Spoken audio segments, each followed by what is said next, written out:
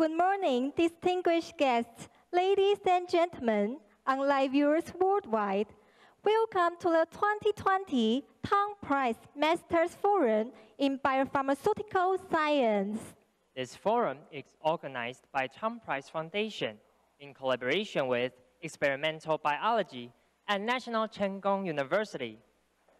Today's topic is targeting the hyperactive immune system from autoimmune disease to cytokine storms. Now, we would like to invite the president of the Tang Prize Selection Committee, Dr. Qian Xu, to offer opening remarks. Ladies and gentlemen, please join us in welcoming Dr. Qian Xu.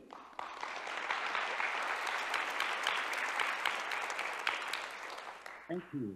Ladies and gentlemen, warmest welcome to the 2020 Tang Prize Masters Forum in Biopharmaceutical Science. The Tang Prize Foundation's founder, Dr. Samuel Yin-Liang Yin, established the Tang Prize in 2012 as an international award that honors and encourages innovative research in 4 fields: sustainability development, biopharmaceutical science, sinology, and rule of law. The prize in biopharmaceutical science this year is awarded to 3 outstanding scientists, Dr. Marc Feldmann of Oxford University, Dr. Tadamitsu Kishimoto of Osaka University, and Dr. Charles Dinarello of the University of Colorado for their development of cytokine-targeted therapies for the treatment of inflammatory diseases. I would like to express my warmest congratulations to the 3 laureates. I would also like to thank the selection committee chaired by Professor Wen-Chang Zhang and the foundation staff led by Executive Director Professor Jesse Chen for their wonderful work. The biannual Tang Prizes in 2014 through 2018 were bestowed at elegant ceremonies in Taipei, Taiwan. Because of the COVID-19 pandemic, we have to postpone this year's ceremony. However, we're having a celebration now in the form of this Masters Forum. Following their presentations, the 3 laureates will join the panel discussion, and so will the 2014 Tang Prize inaugural laureates, Dr. James Allison and Dr. Tasuku Honjo, who won jointly the Nobel Prize in 2018. This panel discussion will be chaired by Professor Yan Yun and Professor Shaozheng Tsai. We appreciate the kind hospitality of President Hui Zhensu and the College of Medicine of National Cheng Kung University Forum. Experimental Biology, EB, of the United States has held highly successful Tang Prize lectures at its annual meetings since 2015 in collaboration with the Tang Prize Foundation. We're very pleased that EB is co-sponsoring this forum.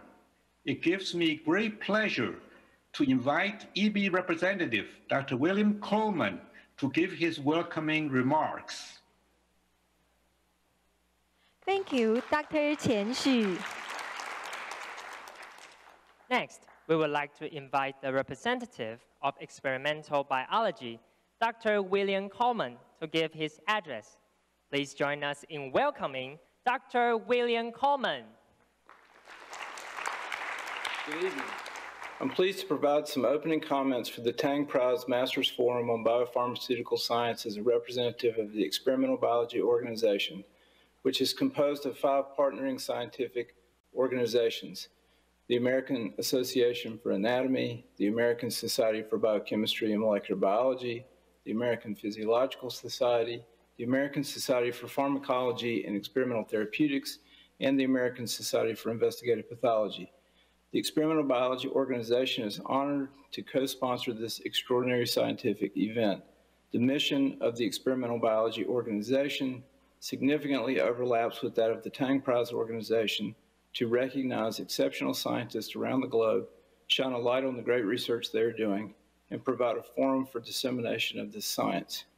We appreciate the opportunity we have been afforded over the last several years to host a Tang Award lecture at our meeting, and we look forward to continuing this relationship in the years to come. On behalf of all the members of the Experimental Biology Partnering Societies, let me congratulate each of the 2020 Tang laureates that we will hear from during this event. Thank you. Thank you, Dr. Coleman. Now, we would like to invite the President of National Cheng Kung University, Dr. Huizhen Jinisu, to offer welcome remarks. Please join us in welcoming President Su. Distinguished guests, ladies and gentlemen, welcome and good morning.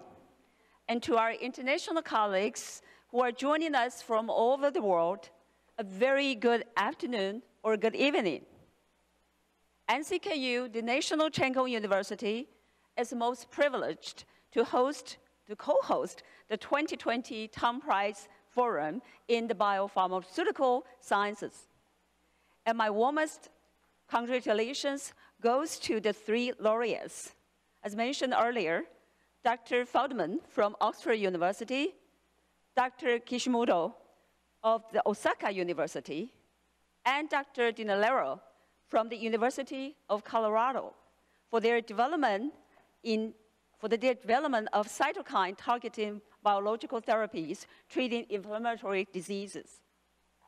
NCKU is particularly honored to be the venue of this forum, as over the years, we have had a wide spectrum of bilateral programs taking place with all of the three renowned institutions, as mentioned earlier, either for student exchange programs or faculty collaborative research.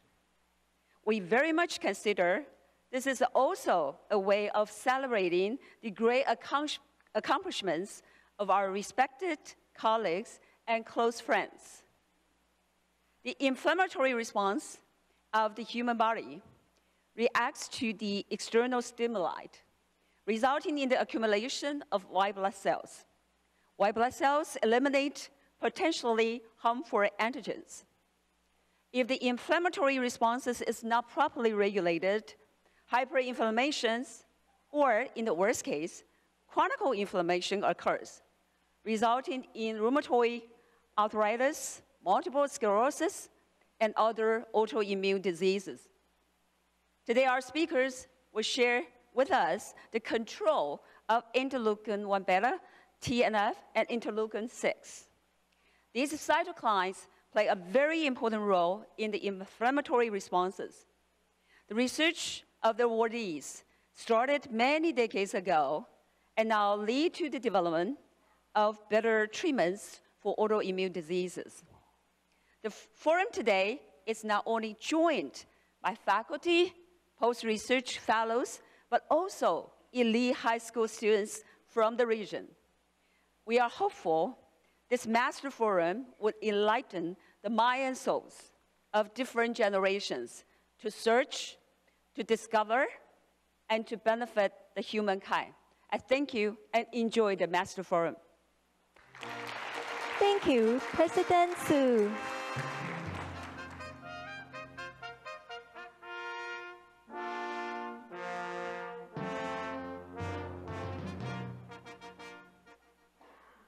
Next, we would like to take a group photo.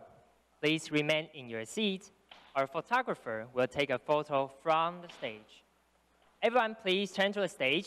On my count, 3, 2, 1. One more. 3, 2, 1. Thank you for your cooperation.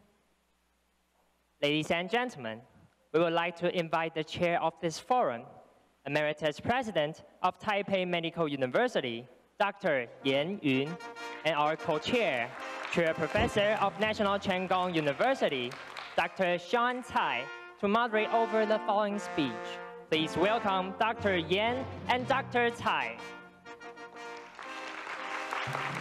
During this forum, our chairs will be accepting questions through Slido.com. Please scan this QR code or click on the Slido link below the live stream channel. The floor is yours, Dr. Yan and Dr. Tsai. Yeah, welcome everyone. This is a great gathering, and we would like to celebrate our laureates to award the Tang Prize.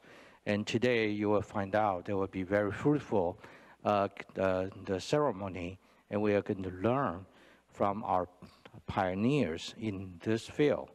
And let's learn together and enjoy this journey. Thank you.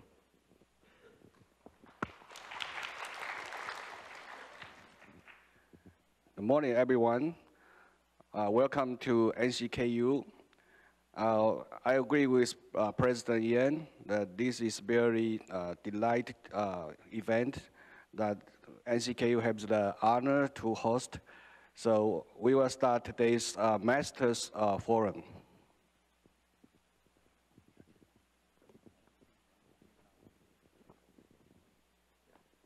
Yeah, now we'd like to start to introduce our three laureates.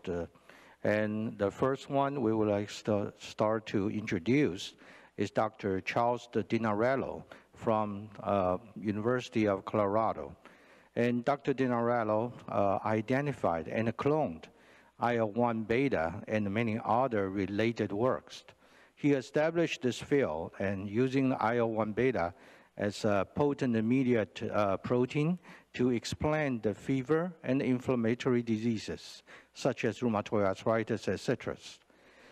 Also, furthermore, this discovery led to the development of therapeutics for this important cytokines. Now let's learn and read about Dr. Dinarello's video, please. Yeah. Today, I'd like to discuss the role of inflammatory cytokines in the pathogenesis of COVID-19.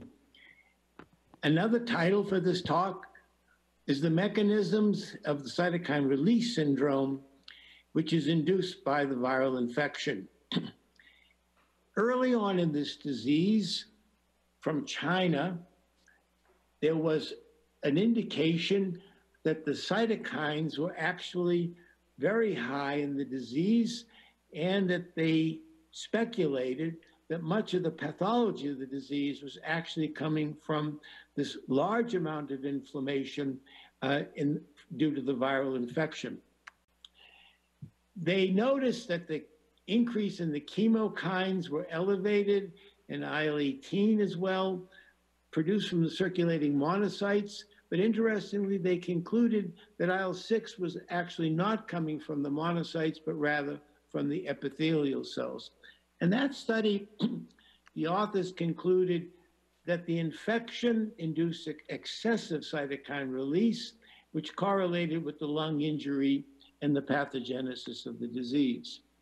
The New York Times picked up on this issue of the body's response to the virus, producing a toxic level of cytokines that they called the cytokine storm. And Randy Crone, a colleague of mine, wrote in this particular New York Times article that the cytokine storm keeps raging long after the virus is no longer a threat. The cytokine storm is actually characterized by high circulating levels of pro-inflammatory cytokines, which are associated with organ damage. And organ damage in COVID-19 can be due to either the lung or the kidney or potentially any organ. And the issue of whether this is causal, whether the cytokine storm is causal or just correlated, comes from specific neutralization or blocking to reduce organ damage when the patients are treated with specific cytokine blockade. That's a general concept of cytokine biology. Measuring a cytokine in correlating with disease severity does not prove causality. Causality comes by specific reduction in the biological effects of the cytokine itself. In the early part of this talk, I want to discuss the actual mechanisms leading to cytokine release in COVID-19. The infection begins with the entry of the virus into either the lung epithelial cells or the lung endothelial cells. And there, the virus enters through the ACE2, and there is a replication, increased replication of the virus results in the death of the cell. In this particular case, we often use the word lytic infection. It's a lytic infection due to the messenger RNA in the cell, and the cell dies. As a result, the cell dies and releases its content. And the endothelial and epithelial cells contain the precursor of interleukin-1 alpha, a very pro-inflammatory cytokine. And the IL-1 is released from the dead cells, and this IL-1 release begins the very early stages of inflammation. Now, the immune response to the infection proceeds normally with immunocompetent cells infiltrating the lung, macrophages and dendritic cells presenting antigen to T cells, and the draining lymph nodes. In the draining lymph nodes, the B cells produce IgM and then later IgG, specific for the infection. CD8 positive cytotoxic T cells expand and target infected cells in the context of major histocompatibility class 1. Approximately 10 days, 12 days after the initial infection, the virus is no longer detectable by PCR in the nasal pharynx. This means that the virus has been eliminated, as it is often within 10 days of infection with common cold viruses, which are coronaviruses. Early infection, the cytokine storm also includes type 1 interferons, which are antiviral. The type 1 interferons may explain why some subjects do not progress to respiratory syndromes. The role of IL-1 and T1 is likely part of the story.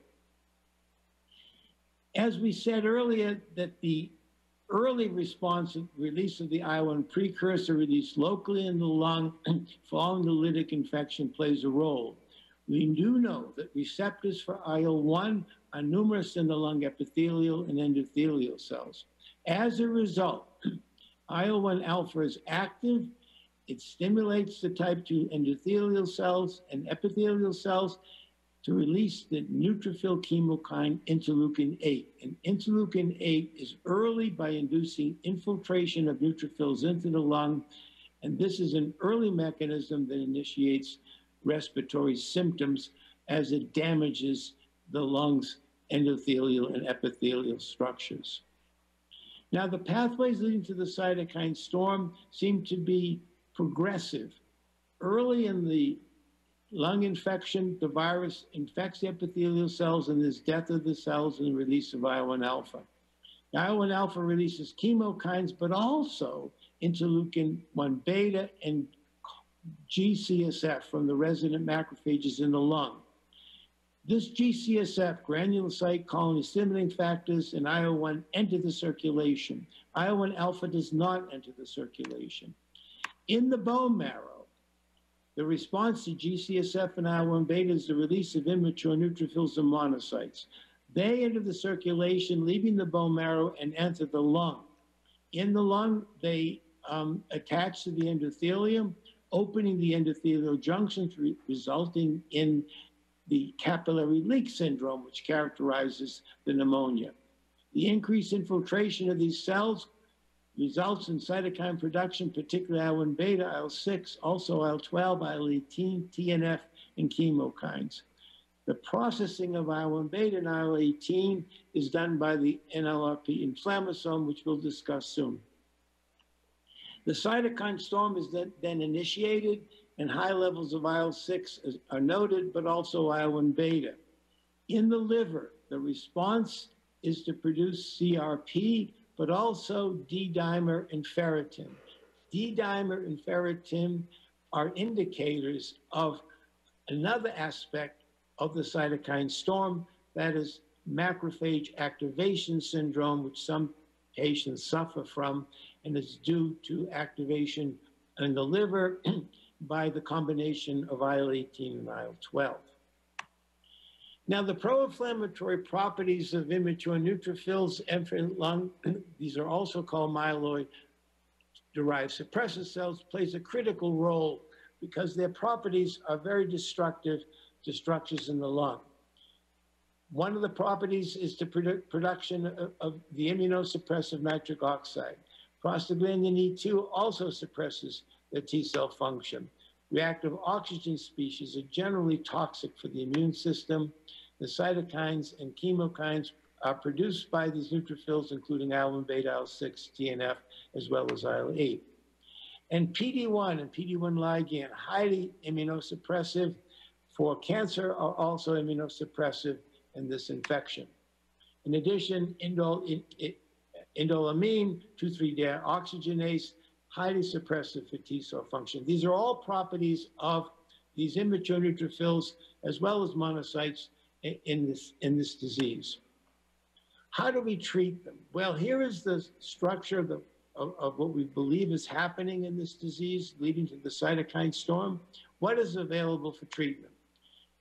Top of the list is the NLRP3 inflammasome, and inhibitors of these are known, but these are important for therapeutic possibilities. Anakinra we'll discuss in a second, that blocks IL-1 alpha and IL-1 beta. Anti-IL-1 alpha is available, but has not yet been tested in COVID-19. Anti-IL-1 beta neutralizing antibodies has been used and successful.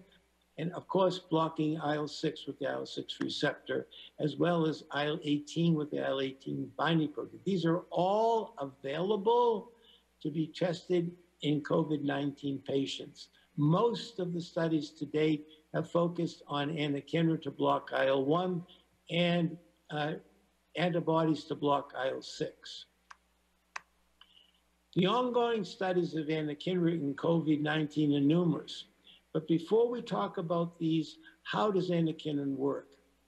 The IL-1 receptor is present in all cells, and either IL-1 alpha or IL-1 beta will bind to this receptor, and this results in recruitment of the co-receptor called receptor 3. This forms a heterodimer, and that results in a strong inflammatory signal. In the particular case of COVID-19 cytokine storm, that is one of the initiating events, is the activation of the type 1 receptor.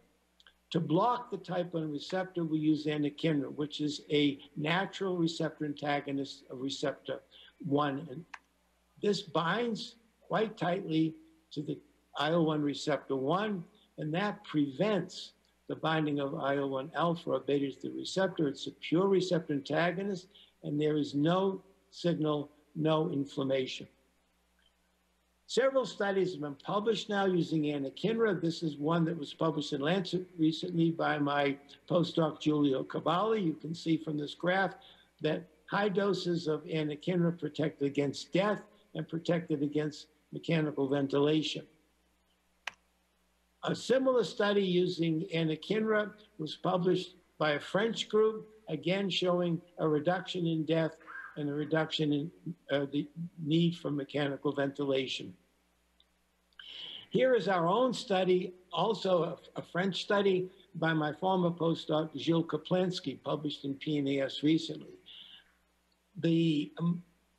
This particular trial was designed a little bit differently to start early, very early treatment with anakinra.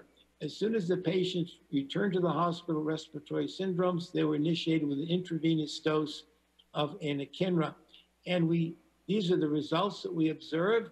You can see in the anakinra group, the green indicates that the patients were returned to the ward with no oxygen, and the amount of time in the ICU was very short. On the right side, shown in red, are the severe patients requiring mechanical ventilation and even one death. In that trial, in our trial, you can see the temperature falls very dramatically within 24 hours of initiating anakinra treatment compared to the standard of control in red. And the next day, we see this very dramatic reduction in CRP. And our interpretation of this data is that this reduction in CRP reflects a reduction in interleukin-6. In general, all trials, whether in COVID-19 or any other disease in which anakinra is used, IL-6 levels fall as IL-6 is induced by IL-6 is induced by IL-1 beta. Here is a list of trials, ongoing trials of anakinra in COVID-19 patients. It's quite an extensive list. In addition, there's another group studying anakinra in COVID-19 patients that was initially designed to use anakinra in seasonal influenza. Well, with the onset of COVID-19, this trial group called RECAP, which stands for community-acquired pneumonia, has now included COVID-19 infected patients in the trial. This is also ongoing. So the therapeutic options to reduce the cytokine storm, blocking IL-1 alpha and beta with anakinra, that's well established, many trials ongoing. Blocking IL-6 is also an ongoing consideration. However, recently, 2 randomized placebo-controlled trials did not reveal efficacy. But what's really different is to go upstream very early with an oral NLRP3 inhibitor. The cytokine storm is a cascade. The virus enters the macrophage via ACE2. The first thing that's been noticed is the activation of NLRP3. And this is followed by the release of active IL-1 beta. The IL-1 beta stimulates IL-6 from the lung epithelial cell. The IL-6 goes to the liver, and we measure CRP. The cascade also exists due to lytic infection with cell death and the release of preformed IL-1 alpha and HMG-B1 and other cell contents. This stimulates lung-resident macrophages. And then again, we see the activation of NLRP3 and the release of active IL-1 beta, chemokines, and immature neutrophils damage to the lung. We examined in patients with COVID-19 infection the spontaneous activation of NLRP3 on the left in PBMCs, and on the right, we looked at the blood for gene expression. Subject 1 is not infected, and subject 2 is infected. You can see both spontaneous and inducible NLRP3. In the lung, we see quite massive activation of NLRP3. So this whole disease focuses on very early activation of NLRP3, processing of IL-1 beta and also IL-18, and subsequent IL-6 production and subsequent CRP. It's a very easy to understand cascade that triggers very early with activation of the NLRP3 inflammasome. In concluding this talk, I would like to then review what's going on now in terms of updating the issues of IL-1 in COVID-19. There are 14 trials of anakinra in COVID-19 ongoing. One particular trial is a randomized placebo-controlled trial in Italy. This trial will set a lot of issues, as most of the trials that have been performed to date are not randomized placebo-controlled trials. So we're looking forward to the results of this trial. But the number of people using anakinra to block COVID-19 patients is growing, as this is a very safe drug. It's very easy to control. It's a daily injection. You can stop anytime you think there's a problem. That's a big advantage. The RECAP trial, of course, is part of the update. That's a very large trial, and that is also ongoing. The canakinumab, which is a neutralizing antibody to IL-1 beta, is very promising. This trial is ongoing. But I think I would like to leave you with what we think is the most interesting, novel, and important trial, and that is an oral inhibitor called OLT-1177, a Dupanza trial. This trial has been authorized by the United States Food and Drug Administration. It's a randomized placebo-controlled trial.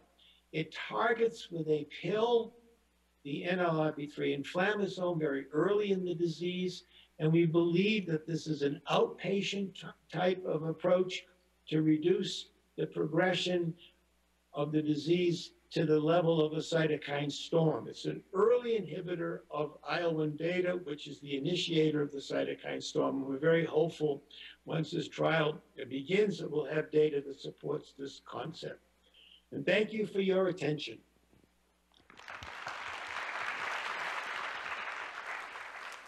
Thank you, Dr. Dinarello. Now we will welcome the second speaker of today. Today's second speaker is Dr. Sir Marc Feldmann. Dr. Feldmann is a professor in University of Oxford. He has discovered the pro-inflammatory cytokine tumor necrosis factor alpha, short for TNF-alpha. And he contributed to the hypothesis forming the discovery of TNF-alpha and also produced the anti-TNF-alpha receptor antibody and then applied that to clinics. The use of anti-TNF-alpha monoclonal antibody on rheumatoid arthritis is a big success. And this is a perfect example to demonstrate that how can we suppress the pro-inflammatory cytokines by treating diseases with monoclonal antibodies. Let's welcome Dr. Marc Feldmann. Real pleasure to give this talk. There are so many excellent scientists in the field of inflammation that it's a great honor to have been selected. As asked by the Tang Prize Committee, I'd like to briefly summarize highlights of my career and discuss points that may be useful to young scientists aspiring to succeed.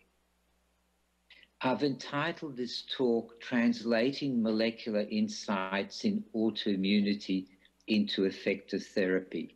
It's the title of an autobiographical chapter that was published in Annual Reviews of Immunology in 2009 that really covers the same ground.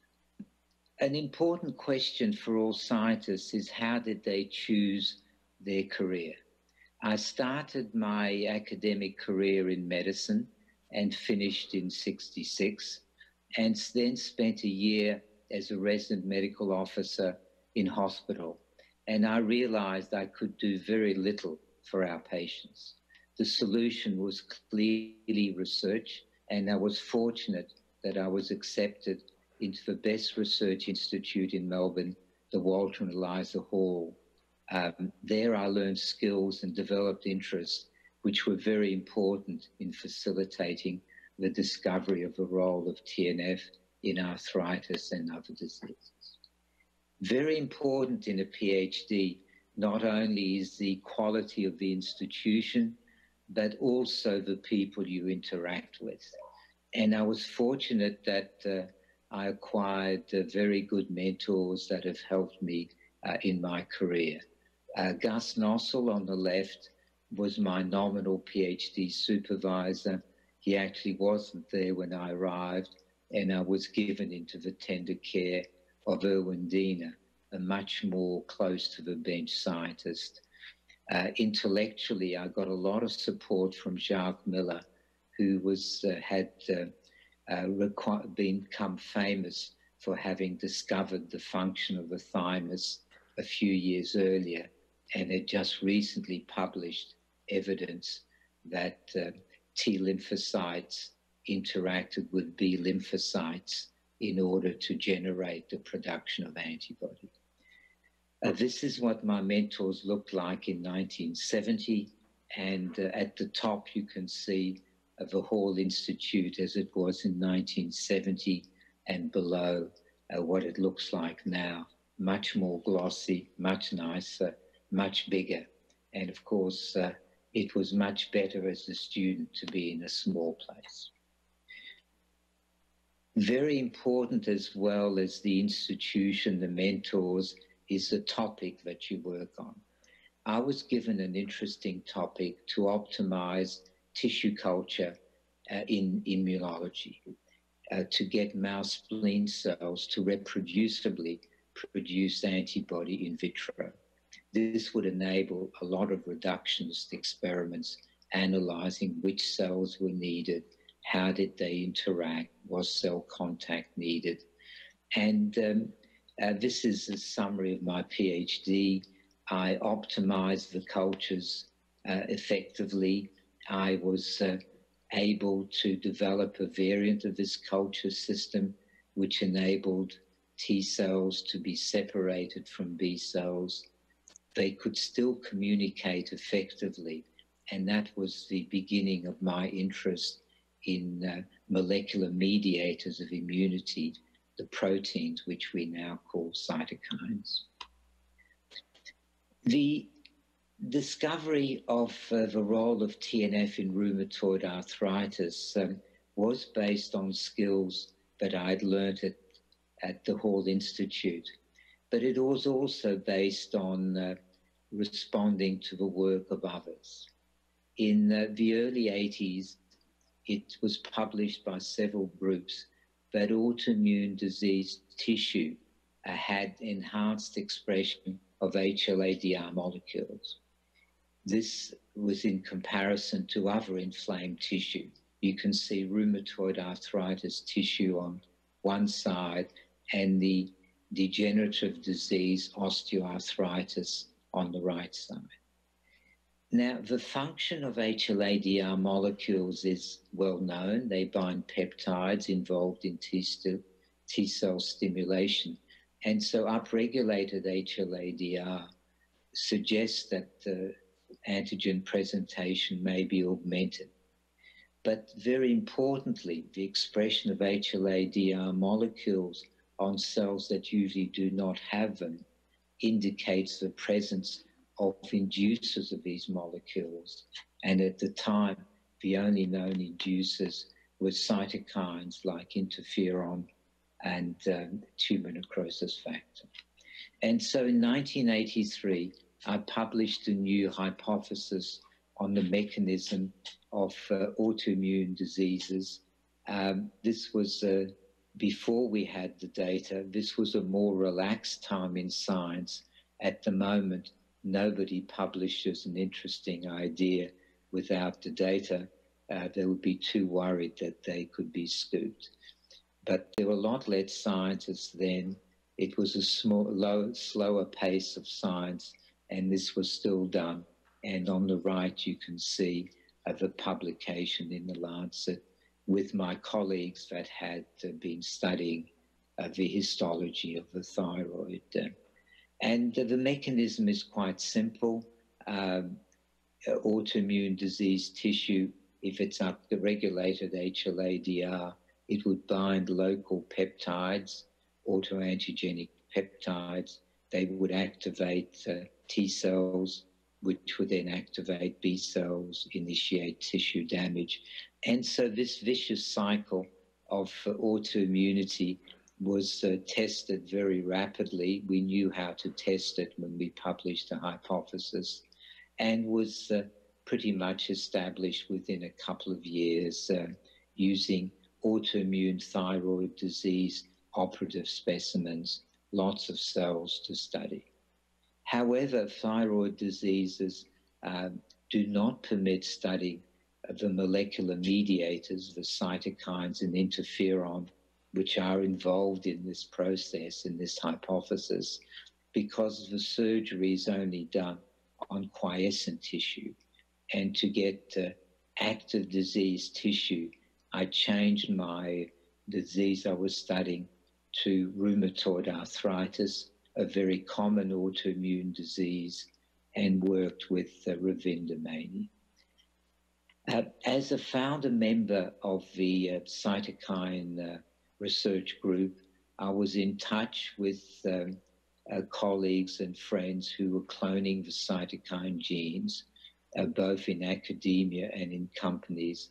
And so we were able to get gifts of reagents, which enabled us to rapidly develop new techniques for studying cytokine expression in small amounts of human disease tissue. We focused on the messenger RNA analysis, and very rapidly we could demonstrate a whole range of cytokines. In fact, all cytokines that we could measure were detectable, including many pro-inflammatory cytokines.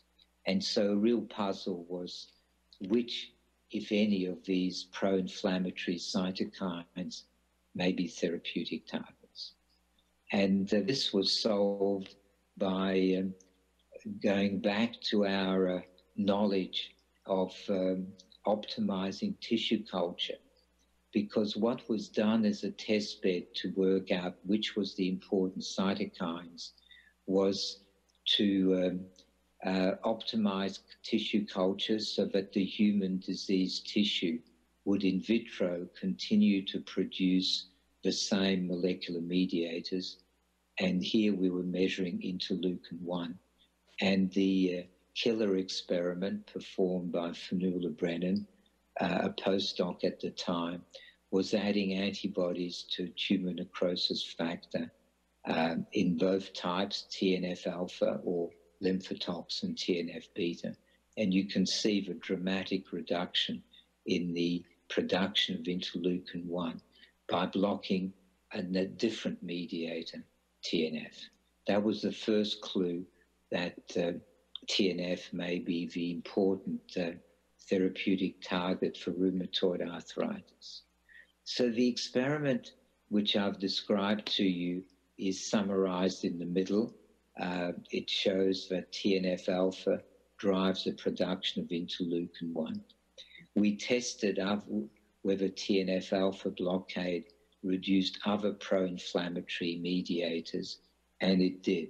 And so we had a new concept of the TNF-dependent cytokine cascade.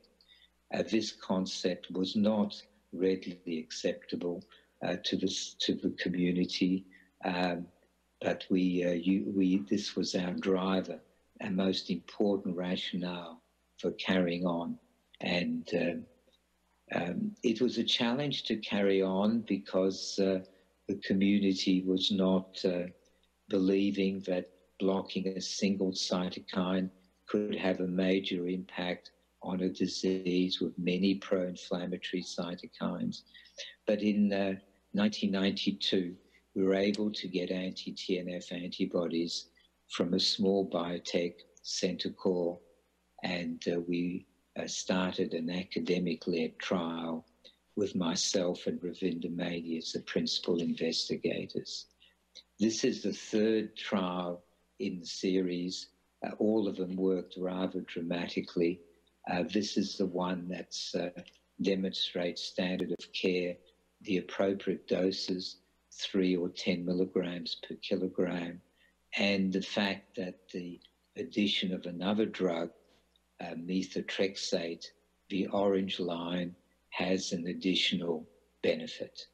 And for American audiences, I have to emphasize that this finding has commercial benefit. Our institute gets royalties on this use patent, but that is mostly in the past.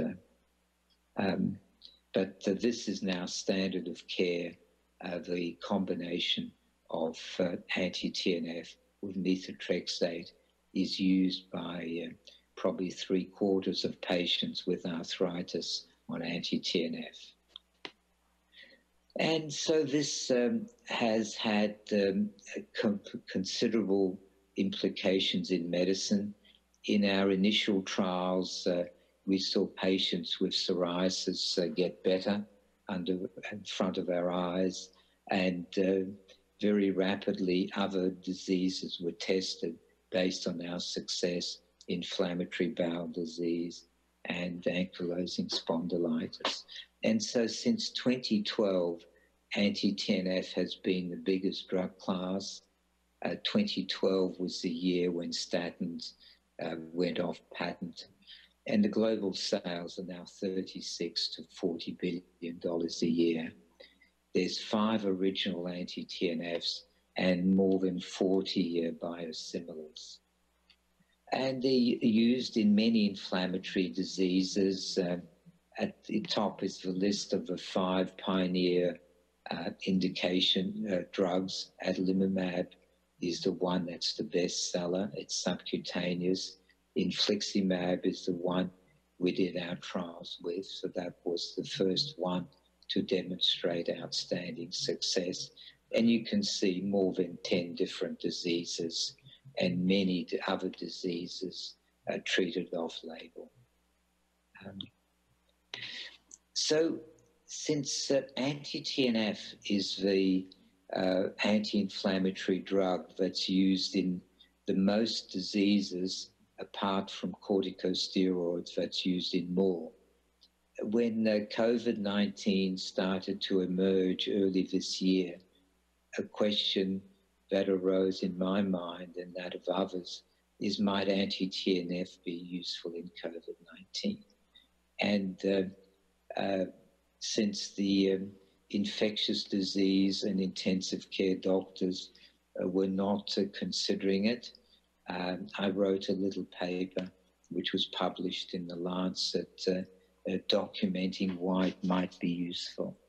And the summary is here that there are relatively high levels of TNF in these patients and much higher levels than in rheumatoid, and the ratio of TNF to IL-6 and IL-1 is higher than in rheumatoid. It was shown by my colleagues in Mount Sinai that TNF levels correlate very well with prognosis. So do IL-6 levels, but not IL-8 or IL-1. That was published a few days ago in Nature Medicine. Importantly, from our rheumatoid arthritis studies, and I've shown you a little bit of that, there's evidence that anti-TNF reduces the production of other anti-inflammatory mediators, including the one labeled here, vascular endothelial growth factor, that's also known as vascular permeability factor. And of course, capillary leak is a very important component of COVID pneumonia. But what's quite unique and has not been demonstrated for other drugs is the fact that in databases of patients treated with inflammatory bowel disease or with arthritis of different types, the patients that are already on anti-TNF have a very good outcome if they get infected with COVID. The risk of hospitalization in patients with arthritis is 30% of what would be if they're treated with other drugs. However, clinical trials have only just started since the drug companies that have anti-TNF have not been very efficient. We've actually been leading these trials in the UK with my colleague Duncan Richards, the head of the Oxford Clinical Trial Research Unit in Oxford, and in the US with an Australian colleague, Phil Robinson. The trials are in the UK are in progress. Anecdotally, there's been very good results so far, but of course, the same has been found for other drugs that did not necessarily pan out in placebo-controlled trials. So what am I doing now? Well, I'm very keen on translational research. Being an emeritus professor means university doesn't have to pay you anymore, but you could still keep on working. So I've set up 4 companies with a variety of friends to test, to carry on various translational projects in this company that will list on NASDAQ quite shortly in the next month or so. We are looking at new uses of anti-TNF. We're looking at non-psychoactive cannabinoids with rafimatolam and acetylcholine agonists with Larry Steinman. In the NOCI Life Sciences with Mike Shepard, we're generating new second improved TNF inhibitors. In Unify, we're looking at antioxidants. And in 360 Life Sciences with Jagdeep Nanchahar, we're accelerating tissue repair for muscle, hearts, and so on.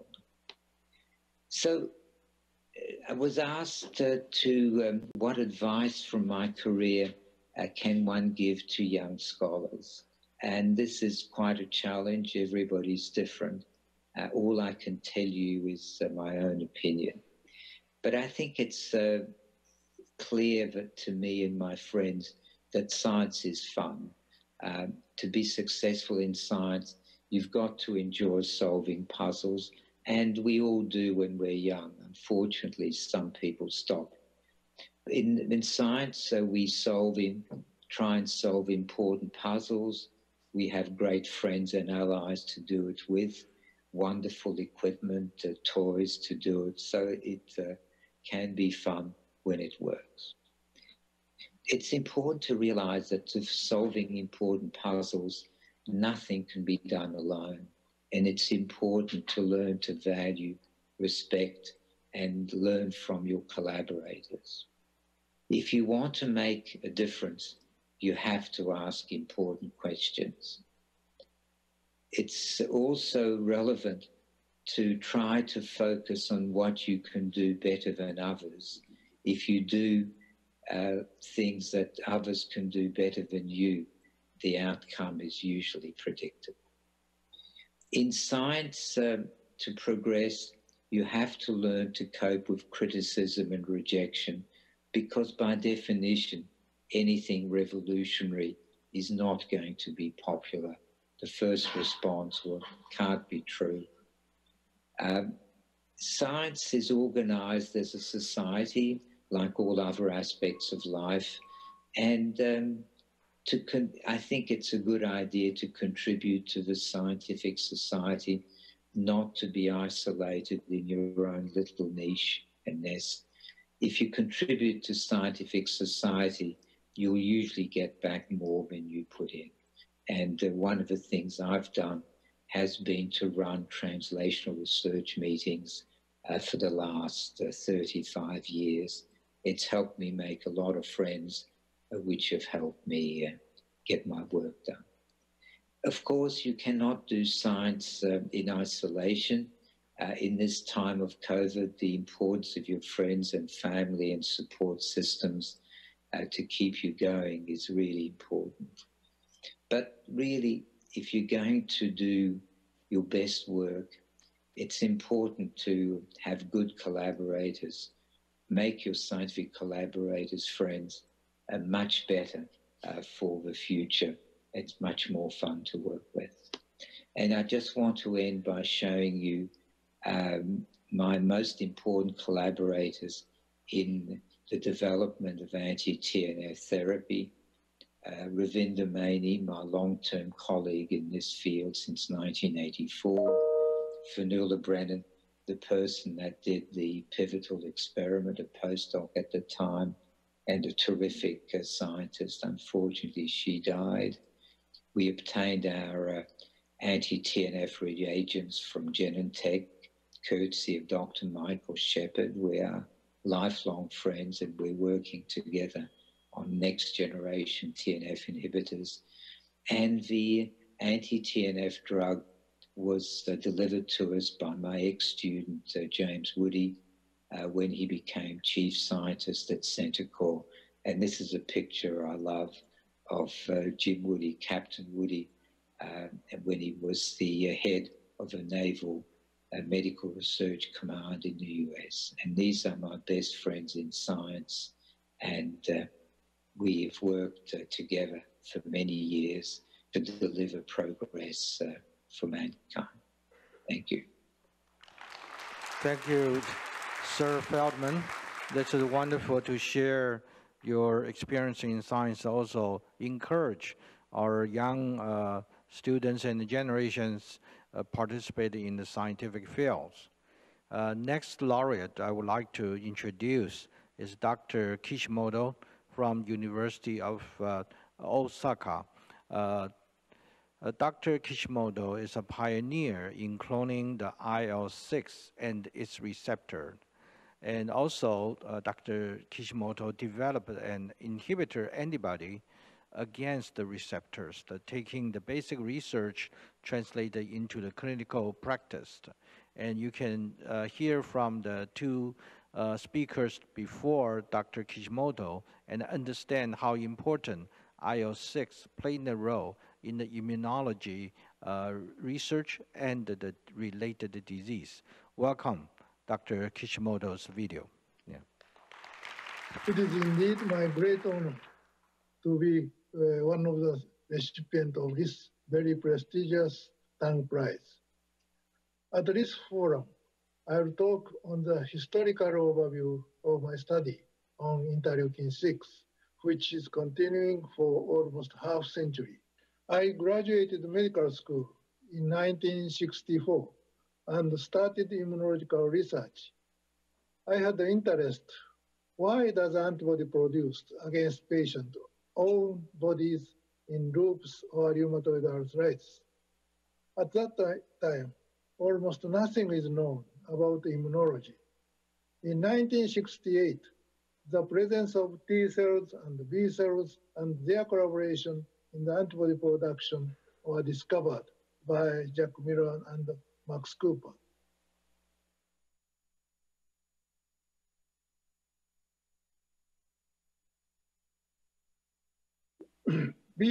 As shown in this slide, B cells produce antibody, but the presence of T cells are essential. I speculated that activated T cells secretes some molecules. At that time, we called B cell growth factor or B cell differentiation factor. And this factor activated B cells into antibody producing cells. In 1986, this molecule was isolated and cDNA was cloned. And now this molecule is called interleukin-6. After isolation of these molecules, I understand this molecule is very much pleiotropic and very interesting molecules. For example, if we prepared transgenic mice, then the tremendous growth of B cells and this B cells transformed into plasmacytoma. So this molecule functions as plasmacytoma growth factor. If we make gene deficient mice, knockout mouse, then if we infected virus, then the antivirus antibody production is very much suppressed. If we inject turpentine oil, then the inflammation is very much inhibited, as shown in this slide. Sorry for this very busy slide, but IL-6 stimulated B cells and induced antibody production, as I have already mentioned. But this molecule will also stimulate T cells into Th70 cells. And it activates liver cells and induce the hepatocyte stimulating factor and induce various acute phase proteins such as CRP, C-reactive protein, fibrinogen, serum amyloid protein, haptoglobin, which induce hepcidin, which induce anemia. And it acts on the bone marrow cells and induce karyocyte and platelet. It acts on the osteoblast as well as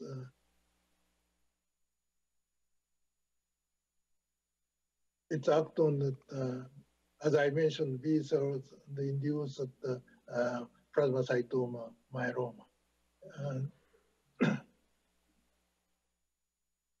And overproduction of IL-6 is shown to be involved in various diseases, such as cardiac myxoma, Castleman disease, rheumatoid arthritis, systemic onset of juvenile idiopathic arthritis, and various autoimmune inflammatory diseases, such as Still's disease, progressive sclerosis, reactive arthritis, polymyalgia rheumatica, aortitis, giant cell arteritis, neuromyelitis optica, so on. One of the examples is rheumatoid arthritis. You can see that the dramatic increase of the IL-6 in the rheumatoid arthritis synovial tissues. But in contrast, synovial tissues of osteoarthritis, no IL-6 production. So in order to treat these inflammatory disease induced by overproduction of IL-6, we prepared antibody against IL-6 receptor and prevent signal transduction. After we cloned IL-6, we isolated IL-6 receptor and signal transduction. As shown in this slide, IL-6 receptor structure consists of two polypeptide chains, 80 kilodalton IL-6 receptor and 130 kilodalton signal transducer. And the IL-6 receptor interaction induce a dimerization of the GP130 and induce the signal transduction, JAK kinase activation, followed by STAT3 phosphorylation and various gene expression. So we prepared antibody against 80 kilodalton IL-6 receptor and broke the interaction of IL-6 and IL-6 receptor, as well as neutralized soluble IL-6 receptor and completely broke IL-6 signals and try to treat the diseases. And this antibody now used tocilizumab or actimra. And this monoclonal antibody, humanized monoclonal antibody against IL-6 receptor is used more than million people all over the world for the treatment of the rheumatoid arthritis and several other inflammatory diseases. I'll show you one of the examples. This is 5 years boy, suffered from juvenile idiopathic arthritis, and he suffered from joint pain and swelling and skin rash, and every day he shows that high fever and cannot move, and his growth completely stopped. And 18 months after treatment, anti-IL-6 receptor antibody, all symptoms disappeared, and he's now enjoying swimming in Hawaii. And within this 18 months, his height increased by 18 centimeters. And the clinical markers, such as C-reactive protein, went down, and the erythrocyte segmentation rate went down, and fever stabilized. And New England Journal of Medicine, published in New England Journal of Medicine, and the editor said a new era in the treatment of systemic juvenile idiopathic arthritis. Another example of rheumatoid arthritis. This is experimental model, mouse collagen-induced arthritis. And you can see here, this is joint of mice induced inflammation by a collagen injection. And you can see that massive infiltration of inflammatory cells and complete destruction of soft bone cartilage stained by red color. And B, you can see B, it's completely normal, no inflammation, but same experimental procedure and the same genetic background. What's the difference of A and B? B is IL-6 knockout mouse. So this result clearly shows that IL-6 is essential for the induction of joint inflammation. So we try to treat patient.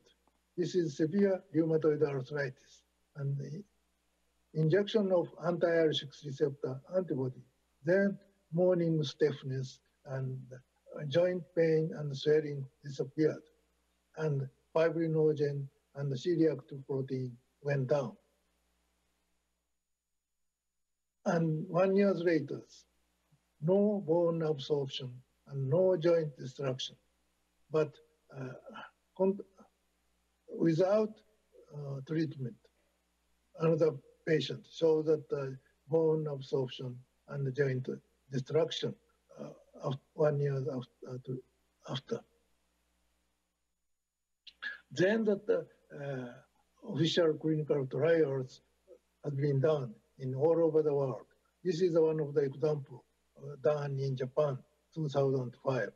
And the yellow column shows that the treatment with anti-IL-6 receptor antibody. You can see that very significant improvement of rheumatoid arthritis. American College Rheumatology improved 20%, 50%, and 70%. And then the 2012, very exciting news. This girl, six years old, suffered from B-cell leukemia.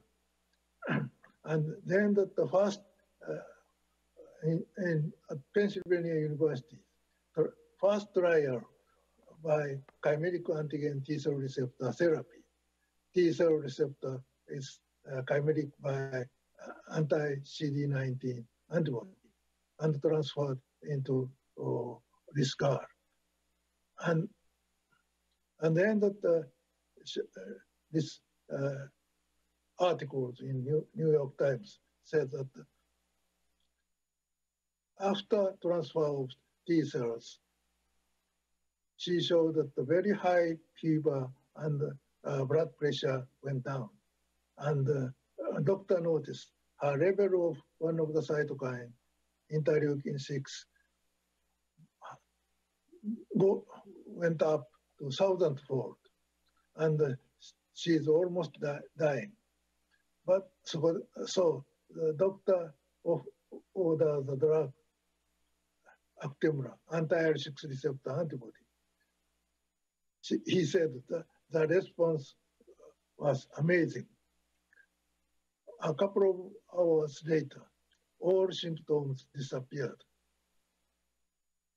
So showing this slide, give CAR T-cell therapy and tocilizumab, then that the very high IL-6 titer went down, and the C-reactive protein went down, and the shock condition recovered, and the high fever went down.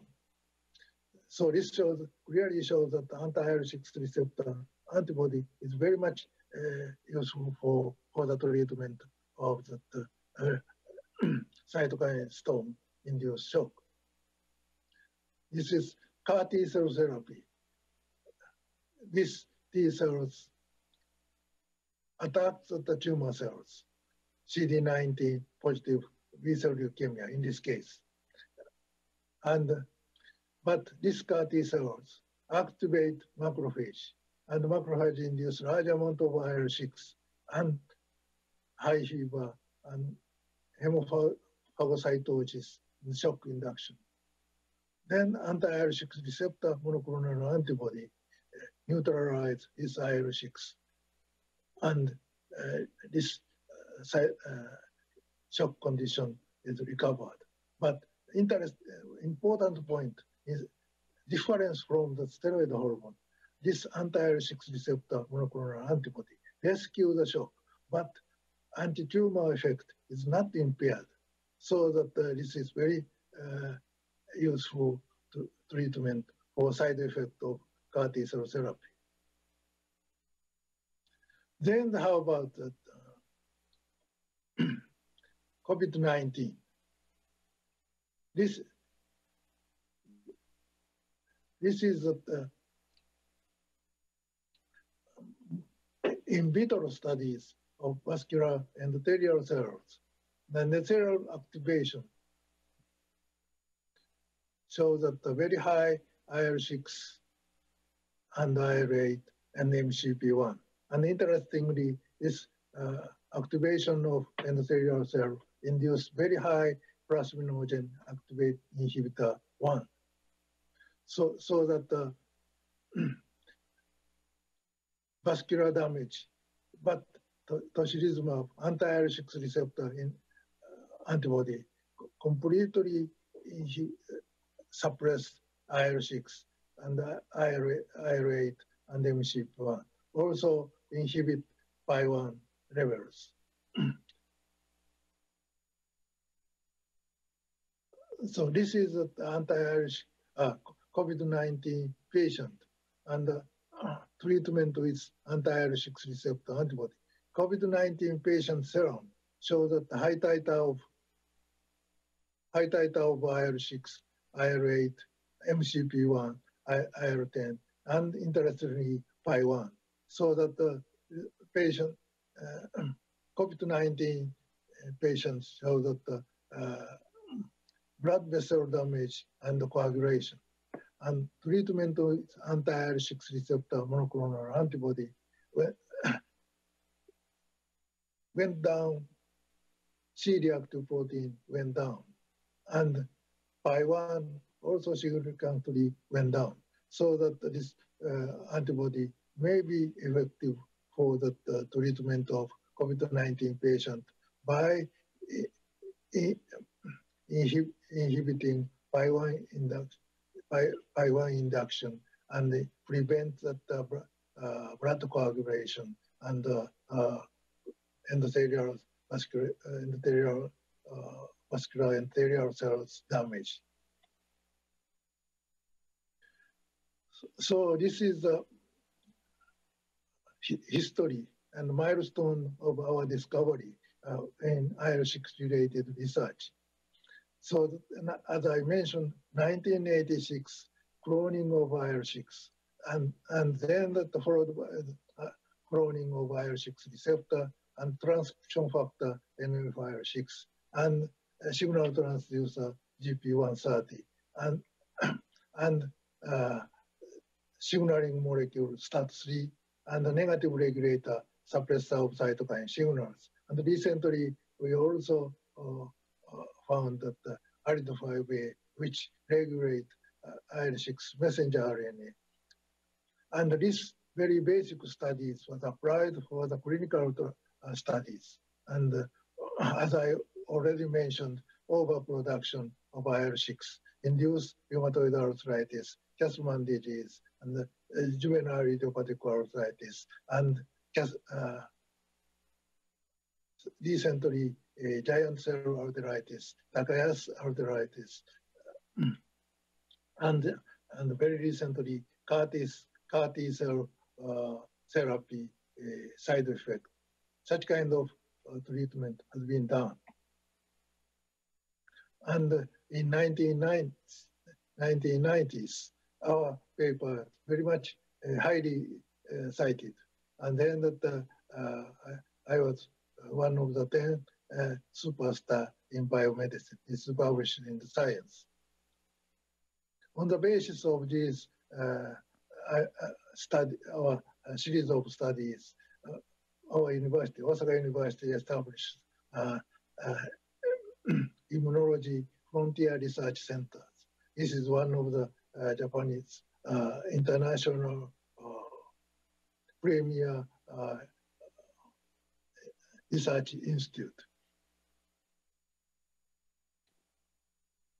So that all these results, I would like to tell you that very basic medical research can contribute to the happiness of countless peoples and apply to the clinical medicine. You also understand our study continues at almost half century. So you also understand the importance of the continuity, which produce creativity, and this creativity often surpass imagination. So thank you very much. I'll finish here.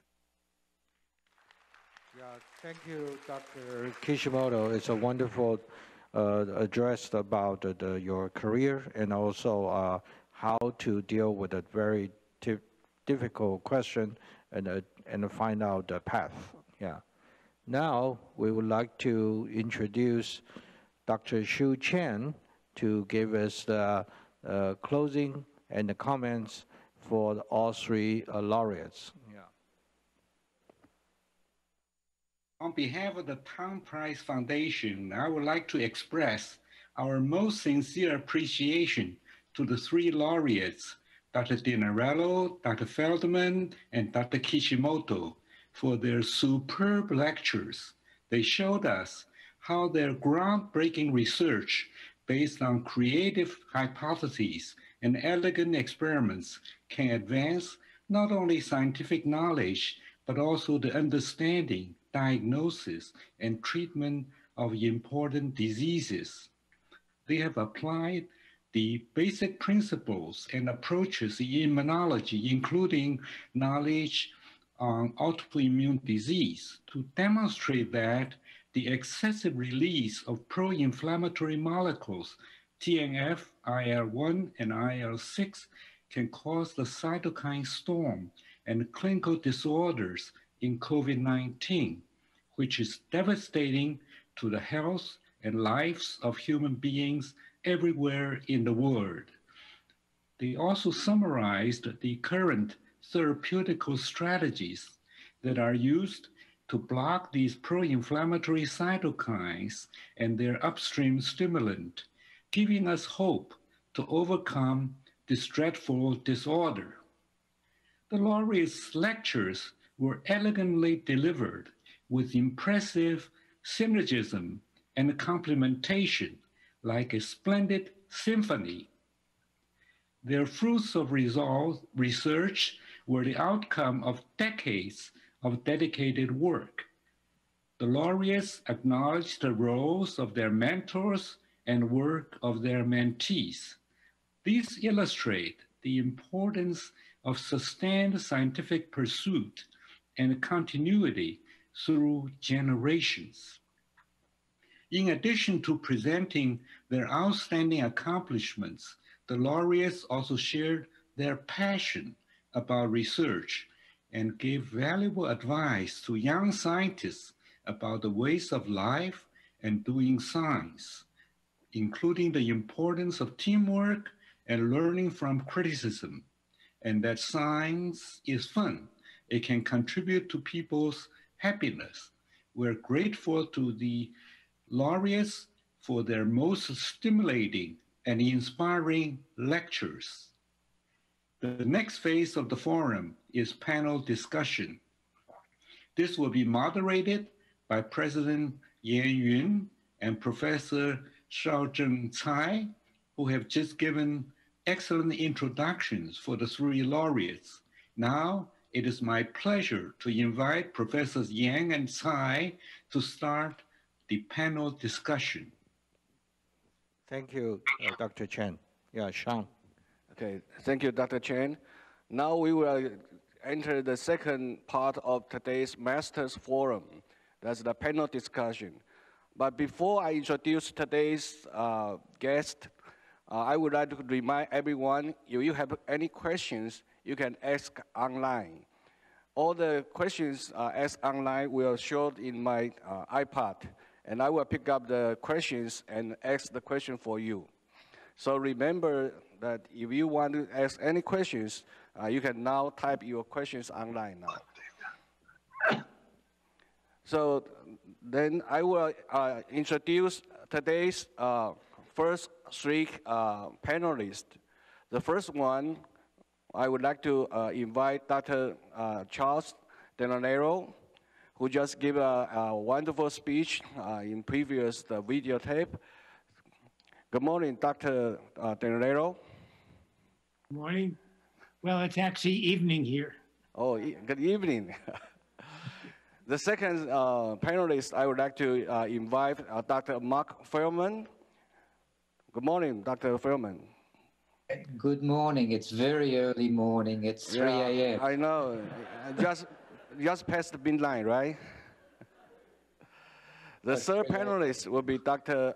Tadamitsu Kishimoto, who is the third speaker talking about the IL-6 and the development and the therapeutic for a lot of autoimmune diseases. Good morning, Dr. Kishimoto. Yes, good morning. Okay, yeah. Besides our panelists, we also invited two Nobel laureates, also the Tang Prize awardee, to join us, Dr. James Allison from the MD Anderson, Texas, and Dr. Honjo from University of the Kyoto. Yeah, before we start our Q&A sessions, I would like to invite Dr. Allison first by alphabetical to give the comments about these three panelists who win the prize, Tang Prize this year. And then follow with that, we'd like to invite Dr. Honjo afterward. Yeah. Dr. Allison, I know it's late. Thank you to stay with us. Hold your coffee. Thank you, please. Yeah. Fine. Main thing I'd like to say is that all three of the winners have demonstrated the importance of basic research, not just discovering answers to important biological questions, but taking them to the next step and figuring out how to better mankind, to better in this case autoimmune diseases, cytokine storm, COVID, and other things. And it's science at its best, I think, as was pointed out in their talks, and it's something that I think should be an inspiration for people. And I agree. Certainly, I agree with Dr. Feldmann also that science can be fun. But it can be fun and it can be important. And to address important issues makes it even more fun at the end of the day, because you actually help people. And I think all of us would like to think that the world's a better place for the efforts that we've made in science. And so I congratulate all three of you guys that have just done such a terrific job. Thank you, Dr. Allison. You also set an exemplary for all the scientists as well. Yeah, thank you. Yeah. Next, I would like to invite Dr. Honjo to give the brief comment about these three laureates before we start Q&A. Yeah. Thank you. I would like to first congratulate Samuel In, who studied the Tang Prize Foundation. And actually, this year's search committee did excellent job choosing Charles Dinarello, Marc Feldmann, Tadamitsu Kishimoto. All three, as we heard, made an enormous contribution for treating many different inflammatory diseases. And still, they could show they may contribute further to this current major threatening COVID-19. So I'm very much looking forward all their clinical trial going on everywhere, and look forward hearing the great news, and thank you very much. Thank you, Dr. Honjo. Also, thank you to stay with us since this early morning till now. Yeah. Now we are open to the floor for all the Q&A to the panelists as well as our Nobel laureates Dr. Honjo, Dr. Allison. Yeah, and you can see the iPad here. Sean and I both will pick your questions and then show on the screen, and our panelists will read it, and you can give it to specific one panelist or to all. Yeah, it's up to you. Yeah. Now, let's start our first question first. Okay, before we start the question, I would like to remind you another thing. If you have the similar question, you can look at online, then you will see the question already picked. If you like the question and you want to ask the same question, just give a thumbs up. So that question will pop in the priority list. So the more thumbs up, the question will be more likely to be asked. So you don't have to type your own question if there's questions over there, okay? So the first question is, this question goes for Dr. Dinarello. Do you think what the NLRP3 can become the main medicine for COVID-19? If so, is it in our economic favor to mass production and distribute them? Dr. Dinarello? Well, it's a very good question. There are certain advantages to having an oral therapy. The trial design is a randomized placebo-controlled trial that has been approved or authorized by the Food and Drug Administration. And so we are soon to start.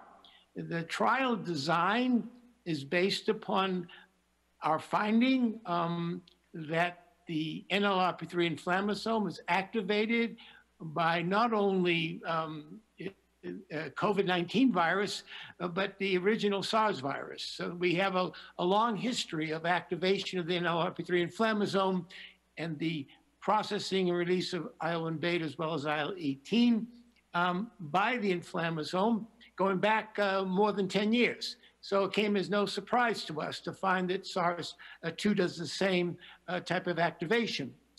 We know for sure from the anakinra trial that blocking IL-1 works. And the question is, if we can shut off or stop the progression to the cytokine storm very early, the earliest place. You know, RNA viruses activate the inflammasome. That's just a reality, whether you have a SARS virus or just a common cold virus. That's the double-stranded RNA does this very effectively. We've known that for a long time, so it came as no surprise. Fortunately, we have a pill, a safe pill. We've used this pill in patients with acute gout very successfully. And recently, my colleague Antonio Abate used it in African Americans in Richmond, Virginia with heart failure and diabetes. So we know that this pill, this NLRP3 inhibitor, is safe, it's oral, and it works.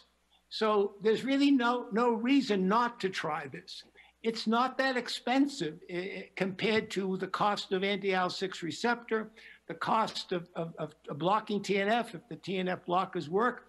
It's a pill, and that gives us a tremendous amount of flexibility on who can take this pill because of its safety. Another nice thing about pills in cytokine biology is you can stop it. You just don't take it if some complication arrives. That's another advantage. So we're very hopeful. Thank you. Yeah, the next questions go to Dr. Feldmann.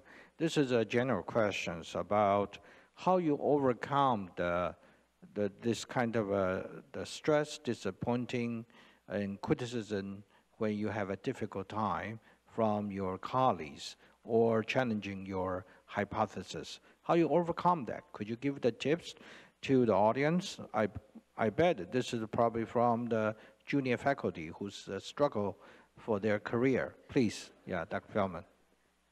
Yes, the belief that a single cytokine blockade could treat a disease with many different cytokines was heretical and not popular. But the way to overcome these issues is in science well understood, simple, You just have to generate more data.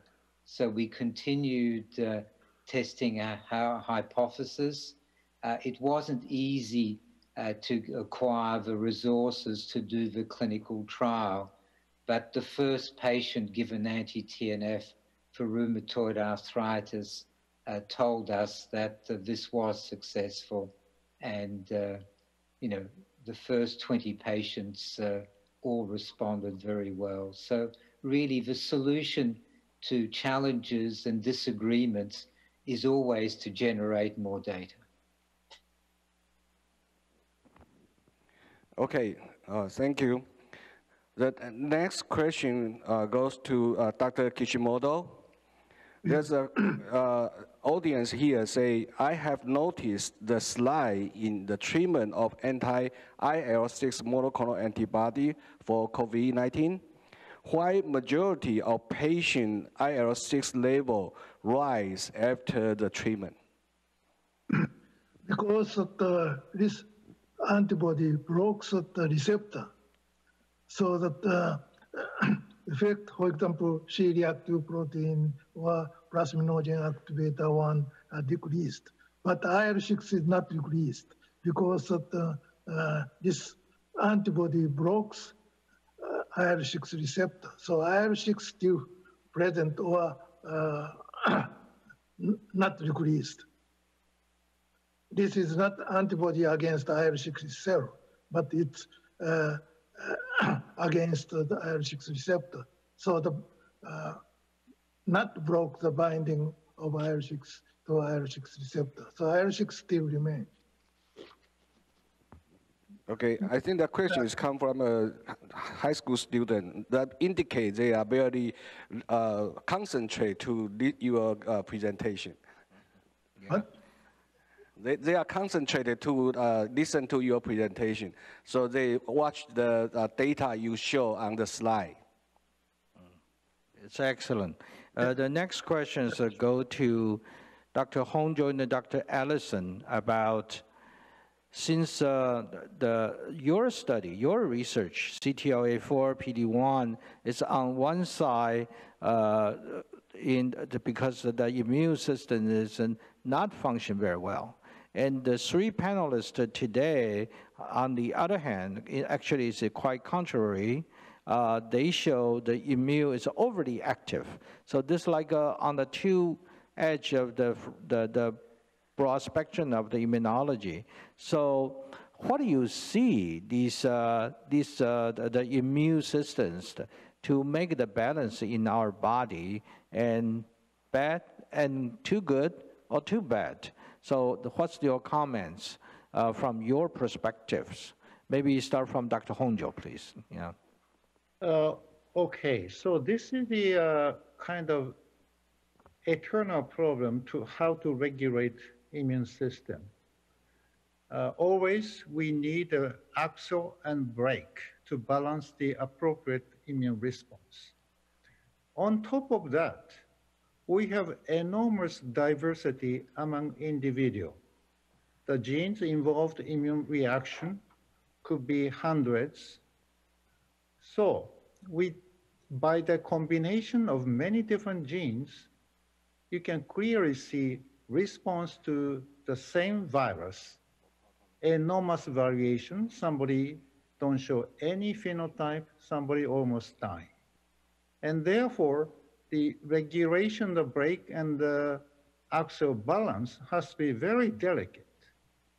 And we need two aspects, but how to control for each individual, this is still a challenge for medicine. That's just like a yin and yang, the balancing. How about Exactly, Dr. exactly. Yeah, very Chinese typically. Dr. Allison, would like to add any further comments, please? Yeah.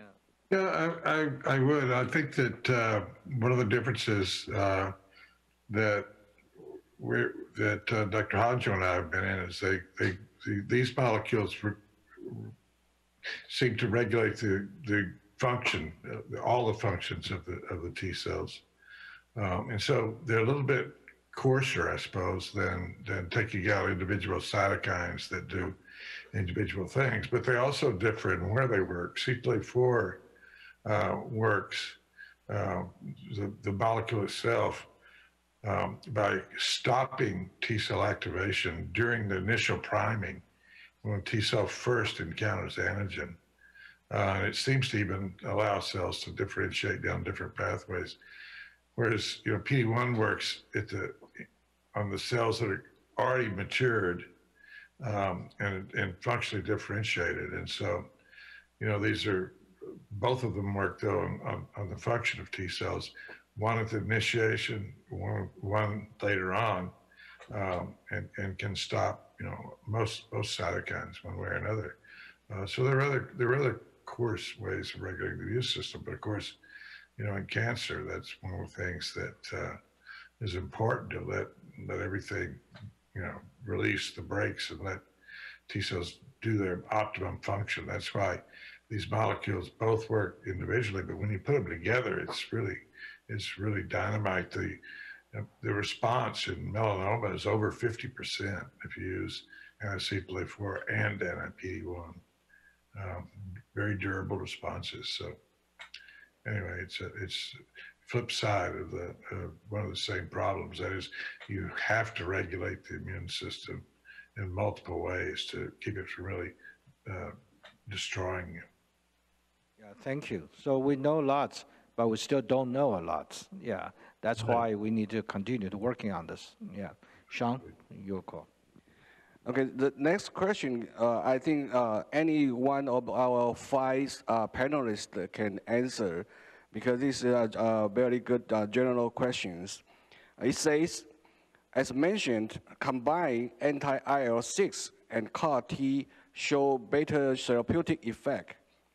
Is it possible to combine, blockade these 3 cytokines? I think that indicates IL-1 beta, IL-6, and TNF-alpha. Is it possible to combine, blockade these 3 cytokines to treat COVID-19? So who would like to start response first? Okay. Dr. Dinarello? Yes. No, I'm glad, Dr. Kishimoto, because if I had my pick, I would combine anti-IL-1 and anti-IL-6. That would be my combination wish. If you decide to do more than one cytokine, those two seem to go together quite well. Okay, how about Dr. Kishimoto? Yeah, anti-IL-6 or anti-gamma interferon was used for the treatment for the side effect of the CAR T-cell therapy. But at present, I do not know that anti-IL-1 or anti-TNF. Yeah. Okay. The most important point is that maybe steroid hormone blocks the cytokine storm induced by CAR T cells. But this also blocks the function of T cells against tumor cells, so that steroid hormone cannot be used. So similar things that COVID-19, they reported that dexamethasone maybe is useful in the England studies, but at only late stages. Early stages cannot be used because it blocks the immune system. Okay, Dr. Feldmann, you want to say something? Yes, well, we do not understand the pathology of COVID-19 as well as we would like. There's a huge heterogeneity in the responses. Some people have a very mild disease, others have a very different disease. And there is anecdotal data of some patients responding to anti-IL-6, some patients responding to anti-IL-1, some patients responding to anti-TNF. So it's likely that all 3 of these therapies will have uses in some patients. We don't know which ones as yet, but I think until we understand them separately, to combine these would be rather premature and potentially quite dangerous. So I would not encourage combination therapy until we understand much more about individual therapy. Okay. Can I say something about this? Yeah. One of the trials, big trials done by Roche and tocilizumab, not positive result. But the second large scale of trials is positive, leads to the positive result. I think the difference is that the timing of the treatment. It's very late stages, already coagulation, blood vessel damage occurs, so that not effective. As I mentioned, IL-6 main function is that the induction of plasminogen activator 1 or such kind of things, and induce coagulation. So most blood cells are coagulated and damaged. So that at that time, no effect, my imagination. But middle stages, early middle stages, not late stages, may be effective. This means the second clinical trials. And so many clinical trials, open label clinical trials, effective, and several clinical trials negative. So this means that what stages of the patient? That's my question, my opinion, but not proved. But yeah, Dr. Kishimoto, I agree with you. But the anti-IL-6 antibody would obviously work much better if it was given earlier. The question is, how you'd have to hospitalize these patients to administer anti-IL-6 receptor antibody, and that becomes more difficult to pick an early time point. The point I tried to make is if you want to be very early with an oral therapy, you could use the NLRP3 inhibition pathway, which would allow you to be very early. In fact, the clinical design that I spoke about, these people are not sick. They go home. They go home with either placebo pills or the NLRP3 inhibitor pills. And then the question, the primary endpoint, is how many will come back 10 days later with respiratory symptoms. We don't know the results of this trial. We just don't know. We have to do the trial. But it's based upon your hypothesis, and I think you're correct. You have to treat very early. You have to treat very early. This is my answer that my colleagues did that clinical trial. And at that time, they gave the tocilizumab anti-IL-6 receptor antibody just after C-reactive protein start to go up. So that C-reactive protein is one of the very good marker. If C-reactive protein start to going up, then that IL-6 going up, then that blood vessel injury or coagulation start. So we have to treat at that point, I think. This is our experience, very not so many patients, but all. Okay. 10 out of 13, 12 out of 13 patients helped, rescued. Well, in so our or they start when C-reactive protein start to going up. yes, in our trial, you cannot enter that trial if the CRP is above 20. You have to be below 20. Below 5. Yeah. Yeah, anyway, this is, you can see it's very hard to develop a clinical trial, how to use the drug, how do you combine the drugs, and in what kind of stage, early, not too late, or for the latest patients, etc. So the clinical trial design and how to observe these results are critical. The above debate between all the panelists, that's all about that. There's no best. The only thing is how much we know and then apply the right approaches and the treatment to our patients. Our next questions go to Dr. Freeman, especially he's 3 a.m. over there. Right, we have to keep you awake. There's 5 TNF antibodies. You mentioned about there's many other choices for anti-TNF. The pros, the cons about these drugs, how you select it.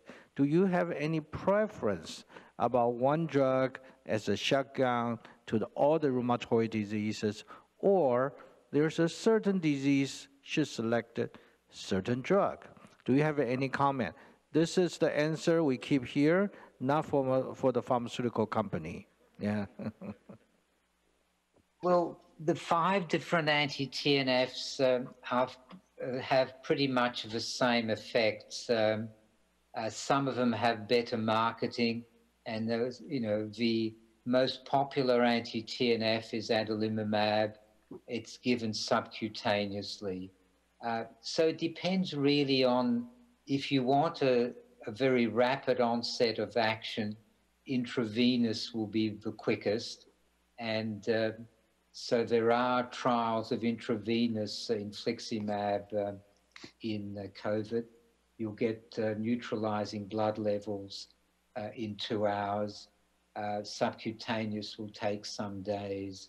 But in terms of differences between different diseases, the only major difference is etanercept, which is actually not an antibody.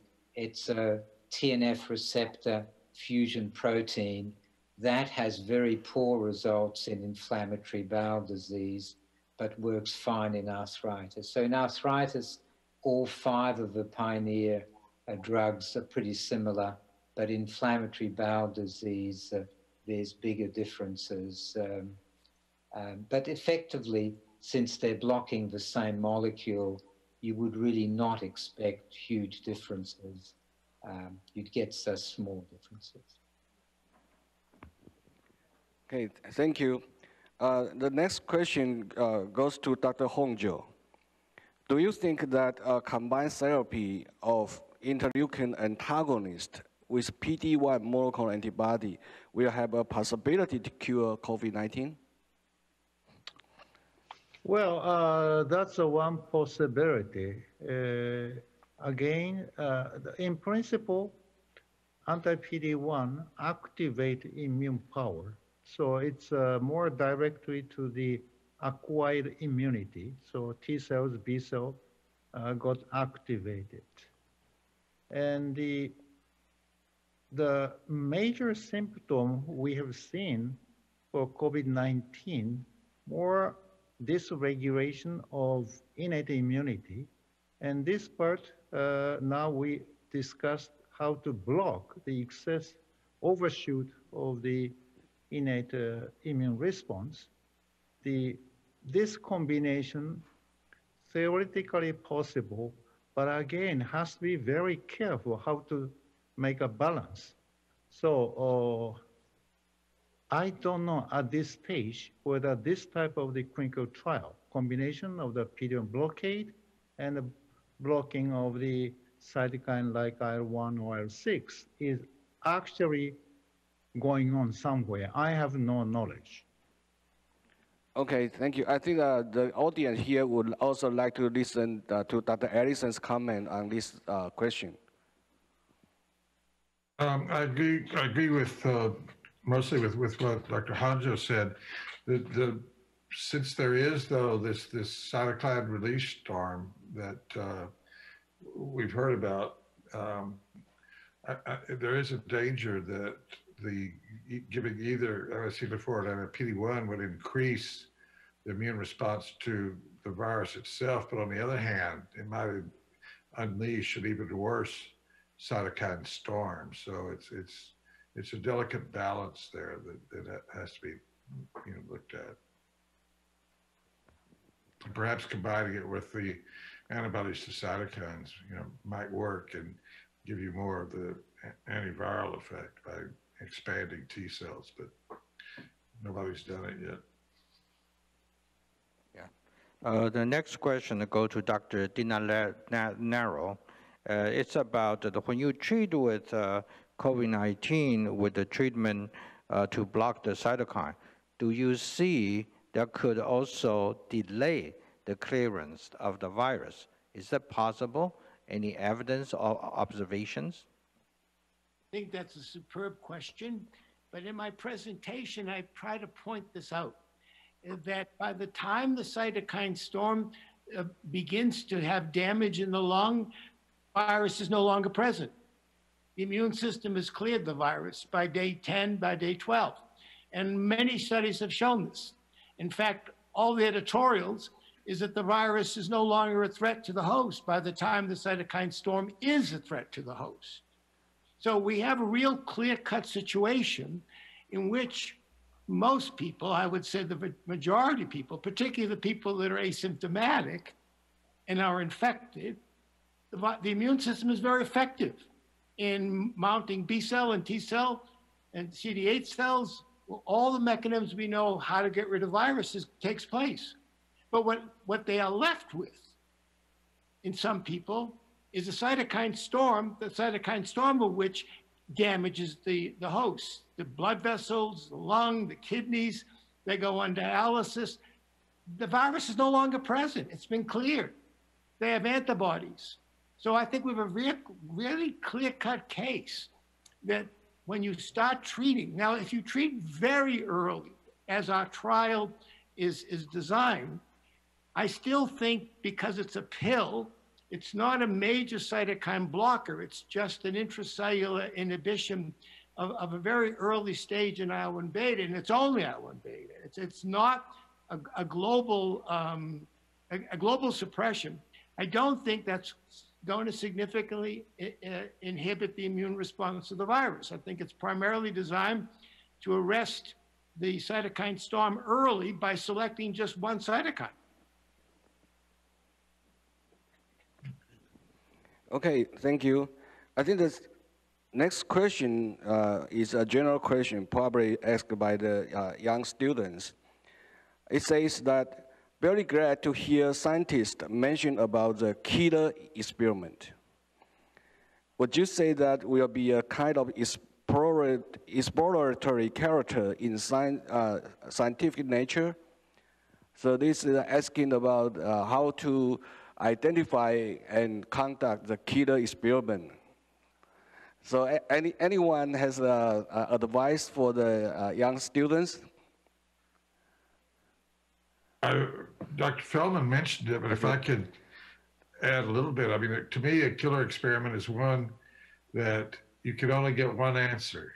It's not that you can get an answer that's consistent with your hypothesis, but it has more than one, possibility. It's the one that really tells you for sure that you're right or you're wrong, rather than just sort of dancing around and doing things that are consistent with the outcome.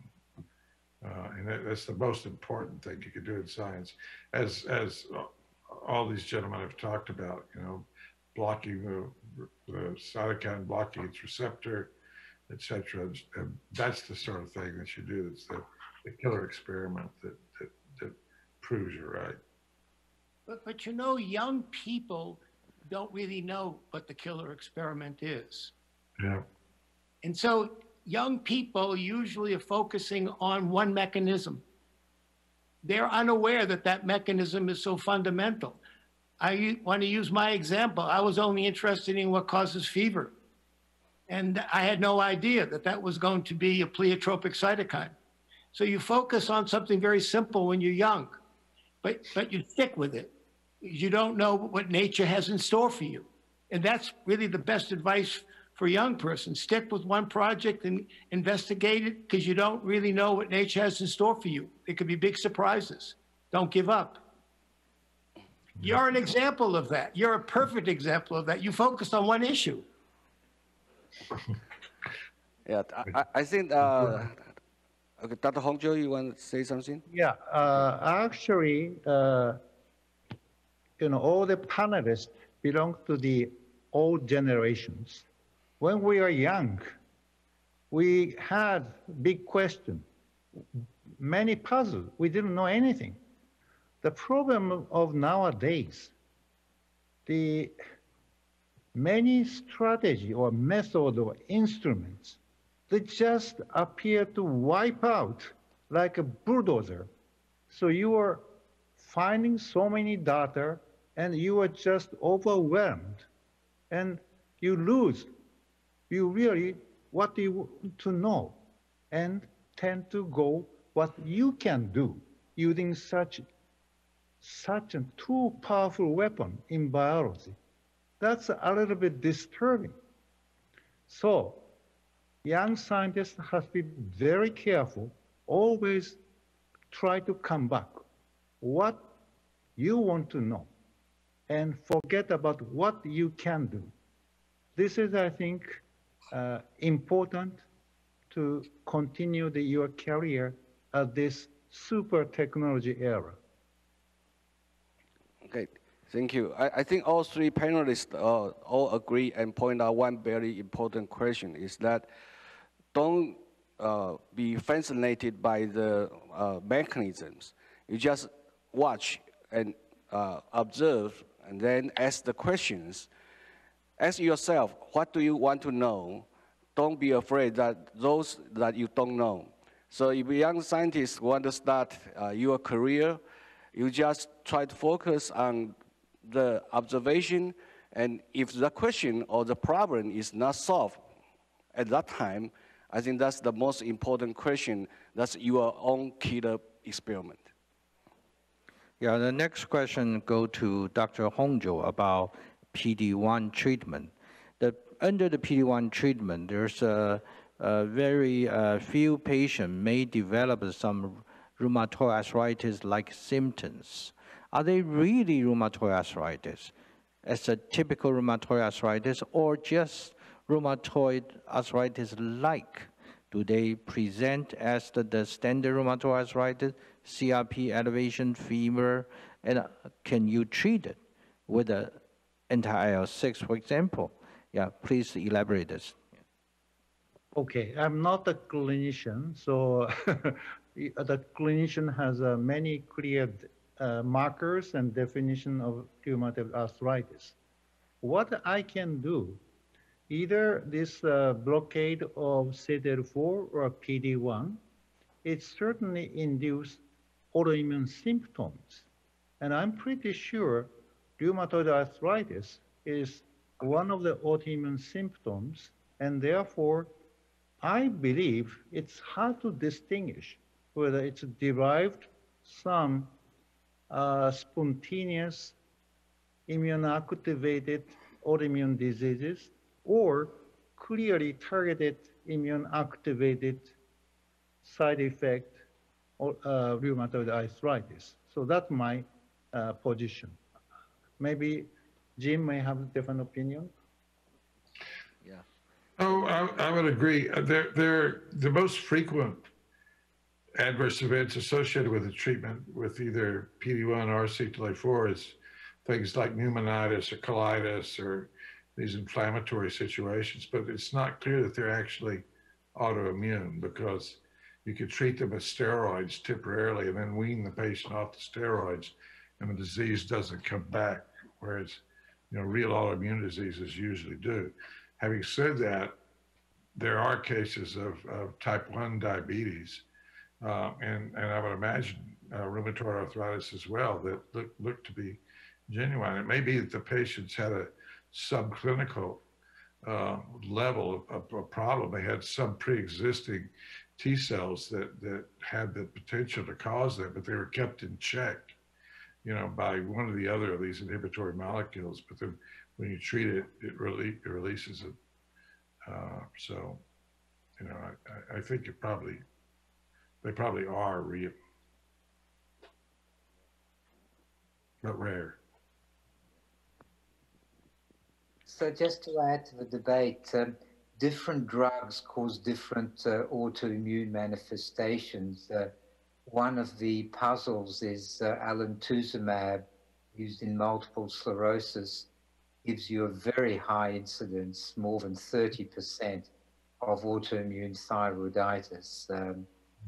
It's the whole field. If you inhibit inhibitors, you will get abnormal immune responses and autoimmunity. But as Jim said, you get different diseases with different treatments. Bottom line is there's no free lunch when you unleash the immune system. Absolutely. Okay, the next question finally is not related with the COVID-19. Yeah, the questions go to Dr. Feldmann. You mentioned about the cannabis study in your 5 companies. Why you studied that? What's the impact from there to your anti-TNF or anything related? Yeah, that's probably have a curious the students from audience asking you. Yeah. Well, historically, we started working in this field in 1998. 1998 was a big year because we knew anti-TNF was going to be approved. And so we did what Charles Dinarello would approve of, started to look for orally available drugs that would mimic the effect of anti-TNF. And I had a good fortune. A sabbatical visitor, Ruth Galili, came from Jerusalem, and she asked, can she bring with her the compound she's working with her next door neighbor? And in these circumstances, somebody's coming to help you work in your lab. Doesn't matter what they want to bring, you always say yes. And what she brought was various purified cannabinoids purified by her next door neighbor, who was Rafi Mechoulam, who is the pioneer of cannabis chemistry. He's the one that identified that cannabidiol is the major non-psychoactive component, and tetrahydrocannabinol is the major psychoactive.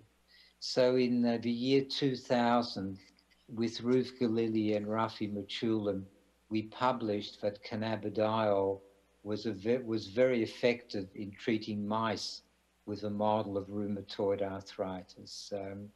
Cannabidiol was already out of patent, so he made some synthetic derivatives. We filed patents, and then we hit into the political reality that in the year 2003, you were not allowed to work on cannabinoids, even if they were not psychoactive. And so we had to abandon the projects. But we started again a few years, and they are very interesting drugs. They do block us, TNF and other cytokines, and so they will have a use in medicine, not for treating the same diseases as we treat with anti-TNF, but for treating more mild forms of inflammatory diseases. Okay, thank you. The next question goes to Dr. Kishimoto. The question is, what is the major side effect when using the IL-6 receptor antibody to treat cytokine storm?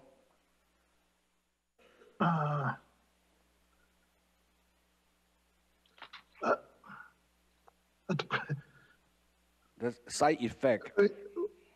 Side effect, and at present there's not so many people in cytokine storm, but the chronic disease such as rheumatoid arthritis or such kind of things, then the certain infection, for example, tuberculosis or bacterial pneumonia or such kind of things, and maybe one clinical trial in COVID-19. It's positive effect. It's effective for the treatment of COVID-19. But after recovered, then 2 times higher that the bacterial pneumonia infection. So that the side effect may be infection. So that now that going on that antiviral treatment plus anti-IL-6 receptor treatment. Maybe this is reasonable. Okay, I think you already answered the question of the second part. That question is that will that increase the bacterial infection? So you just mentioned the pneumonia, right? As I showed in my slide, the knockout mice, IL-6 knockout mice, the antibody is not produced, very much suppressed by viral infection. But interestingly, if we keep knockout mice in usual conditions, no pathogen-free conditions, but still no infection, the mice is healthy. So I do not know how much IL-6 is involved in prevention of infection. At present, we do not know.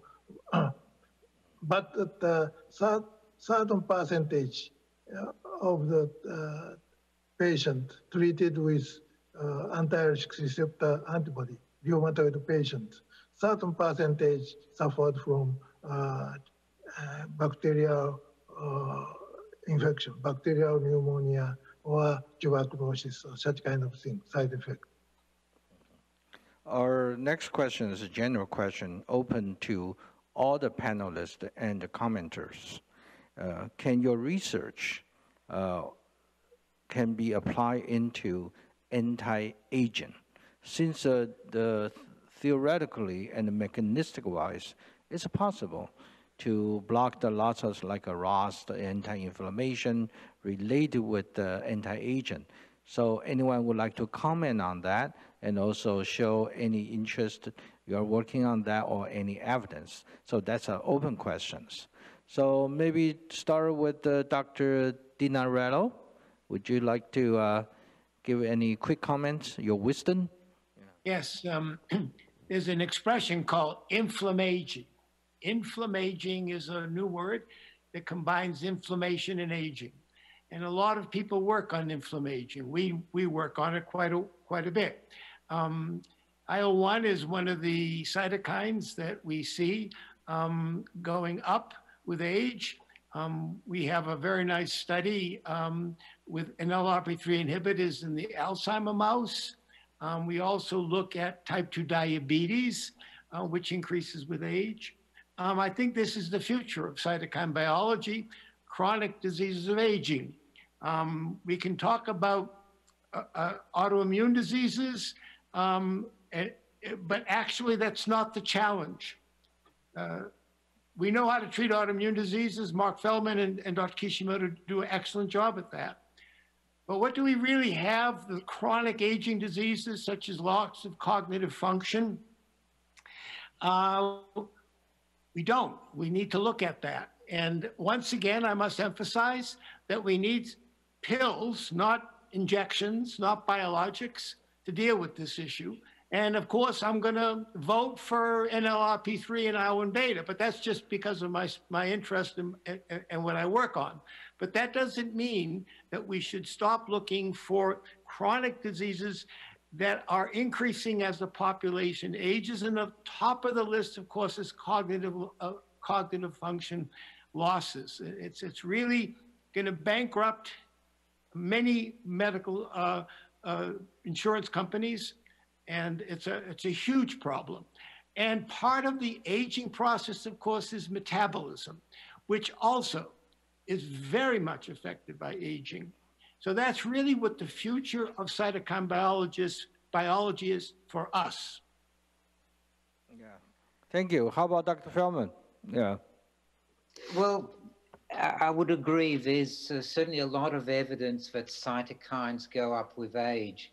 But I'd like to point out what was passed very quickly on the slide, that oxidation is a very important process that occurs in many diseases, and many of our disease of aging have a lot of oxidation. One of my colleagues, Professor Laura Dugan at Vanderbilt, has worked for 20 years on the world's most powerful antioxidant, just as powerful as superoxide dismutase. This can be a pill or injectable. It's a fullerene, so it's a 60 carbon ball that's been modified to have 3 malonic acid groups, and this becomes a catalytic antioxidant. So if you're a mouse and you get this drug, you're very lucky, because your life expectancy will go up by 15%. So I think there is experimental evidence that inflammation, especially with the oxidative pathways, if treated properly, will increase life expectancy, and the corollary is obviously true. If you have too much inflammation, this is going to reduce life expectancy. Excellent. Yeah. Dr. Kishimoto, you want to comment about the anti-aging related issue? But I do not understand what anti-aging, what does it mean? Anti-aging, yeah. What? Age, yeah. Get old, prevent get old. We all need it here, yeah. Any comment, especially from and the cytokine point of view? Yeah. It's a natural pathway, so, so I cannot stop on so you, I don't know anything. yeah, you take it as a nature courses, of course. Dr. Honjo, Dr. Allison, you want add any comments about anti-aging from your research and other related? Yeah. Yes, of course. Those who are working on the cancer, this is highly associated with the aging. And the major reason we think is the thymus atrophy, and we don't have any new repertoire generation from thymus. So T cell have to keep fighting for a long time without new recruitment. How we can do this? So this is a very important issue. And there are 2 types of idea. One is we are shrinking repertoire. The other type is the activity of each repertoire cells diminished. My recent study shows the latter. They have more difficulty to get activated. So therefore, I believe the aged people like us get some kind of vaccine every year to get our T cell activated. But still, this is the long way to go to solve the problem and to find the major cause of the immune aging. Dr. Allison, you want to answer this open questions? Yeah, I don't have a lot to add, except there have been anecdotal reports of as Dr. Honjo referred to, there's thymic atrophy in older people, that people who are older and are getting NSC4 actually have a little bit of a reversal of that. And people as old as 80, I think the oldest patient I know of is 87 years old and was still able to mount a really strong anti-tumor response after it. I think it's just because it makes the T cells easier to get activated. Good. Yeah, Sean. Yeah. Okay, thank you all. I think next question, this is also a very interesting question. As Dr. Feldmann and Dr. Dinarello, the question is, why there's such a big difference on heart failure between TNF-alpha blockers and IL-1 beta blocker? I think I should answer that first. Many years ago, TNF was thought to be cardiosuppressive. And a very large study was carried out using Remicade that Dr. Feldmann knows a lot about and has made major contributions, and etanercept. And in both these trials, based upon early preliminary data, failed. And in fact, in the case of Remicade, there were deaths. And so giving anti-TNF to people with heart failure is contraindicated. And we know that that's a serious problem for patients with chronic diseases such as rheumatoid arthritis. On the other side of the coin is IL-1 blockers. And this is very revealing, the difference between IL-1 blockade and TNF blockade. Very large trial, canakinumab, an antibody that specifically neutralizes IL-1 beta, was used for 4 years. 4 years, a placebo-controlled trial in 10,000 patients, more than 10,000 patients worldwide. And after 4 years, there was a 77% reduction in cancer deaths, and heart failure was significantly P less than 0.000. It's this very impressive data in heart failure, admissions to hospital, STEMI, ST elevated MIs, death, and the number of patients that visited emergency rooms with coronary artery syndrome. So there's a huge difference between a cytokine that is very inflammatory, TNF, and its amazing ability to treat autoimmune diseases compared to what happens on the heart, compared to what happens in the joint. I think it's a lesson for all of us that these cytokines are not exactly the same. They're not exactly the same. The same thing exists that TNF does really little to type 2 diabetes, but we treat type 2 diabetes by blocking IL-1. So that's a big lesson for everybody who's interested in cytokine biology. They're not exactly the same. No, I'll pick up on that and agree that they're not the same. If they were the same, one or other gene would have been deleted. We don't carry around copies of things that do the same. But the point I'd like to add that the function of cytokines is to be good for you, and the treatment with anti-cytokines depends on when you do it. So if you treat patients with existing heart failure with anti-TNF, this is an experiment that I tried very hard to stop Centocor doing. We could spend a lot of time discussing the machinations, but that experiment was not justified. There is data that shows that depending on your degree of heart failure, your serum TNF level goes up. New York Heart Disease 4, heart failure 4, which is pretty grim, has significant TNF. But the reason that TNF is in the blood in heart failure patients is well known to surgeons. Whenever you block the gut, you get release of bacteria. And if you've got hyperperfusion of the gut, you release bacteria. And that's why heart failure patients have increased levels of TNF. So if you block that TNF, you interfere with this host defense. However, if you treat patients that do not have heart failure, but have autoimmune diseases like rheumatoid arthritis, which has vascular complications, you get exactly the opposite result. You get less progression to heart failure than if you treat rheumatoid patients with other drugs.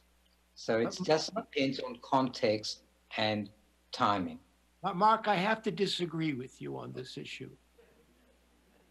Here you go, The scientists. people who entered the people who were recruited into the CANTOS trial, over 10,000 placebo-controlled dose response, they all already had one heart attack. They were at risk for a second heart attack. They had bad atherosclerosis. They had already suffered one MI or a stroke. They were high risk for a second. Yeah, but Charles, I was talking about anti-TNF treatment. I made no comment about what I was saying is that if you treat rheumatoid patients before they have heart failure with anti-TNF, you reduce the risk of heart failure. But you're basing that on the fact that these people already have please? Can I finish, please? Rheumatoid arthritis has a higher incidence of atherosclerosis than normal. The ratio is about 3 times more than normal. But if you treat them earlier, you prevent the progression. So the point I was making is the same point that was being made before. It all depends when you treat and the context of treatment, what results you get. Yeah, I think we can keep talking about this on and on, but our time is clicking. So here I would like to announce our time to Q&A session will stop here. I really appreciate all the panelists and the commenters join us for such a lengthy discussion, but very fruitful as well. You can also see from the audience here, everybody still remain here. They take notes. There are lots of good questions. I cannot raise it because our time is such short limited here. And I don't want to hold you too long. Thank you and wish to see you in Taipei as soon as possible after COVID. Thank you. Thank you. Bye-bye. Thank you, Chair, Co-Chair, and panelists. This is the end of our forum. We would like to thank all foreign speakers, moderators, and attendees. It is because of your participation that this forum has been a success. Please remember to return the device you borrowed. Thank you, and we wish you a lovely day.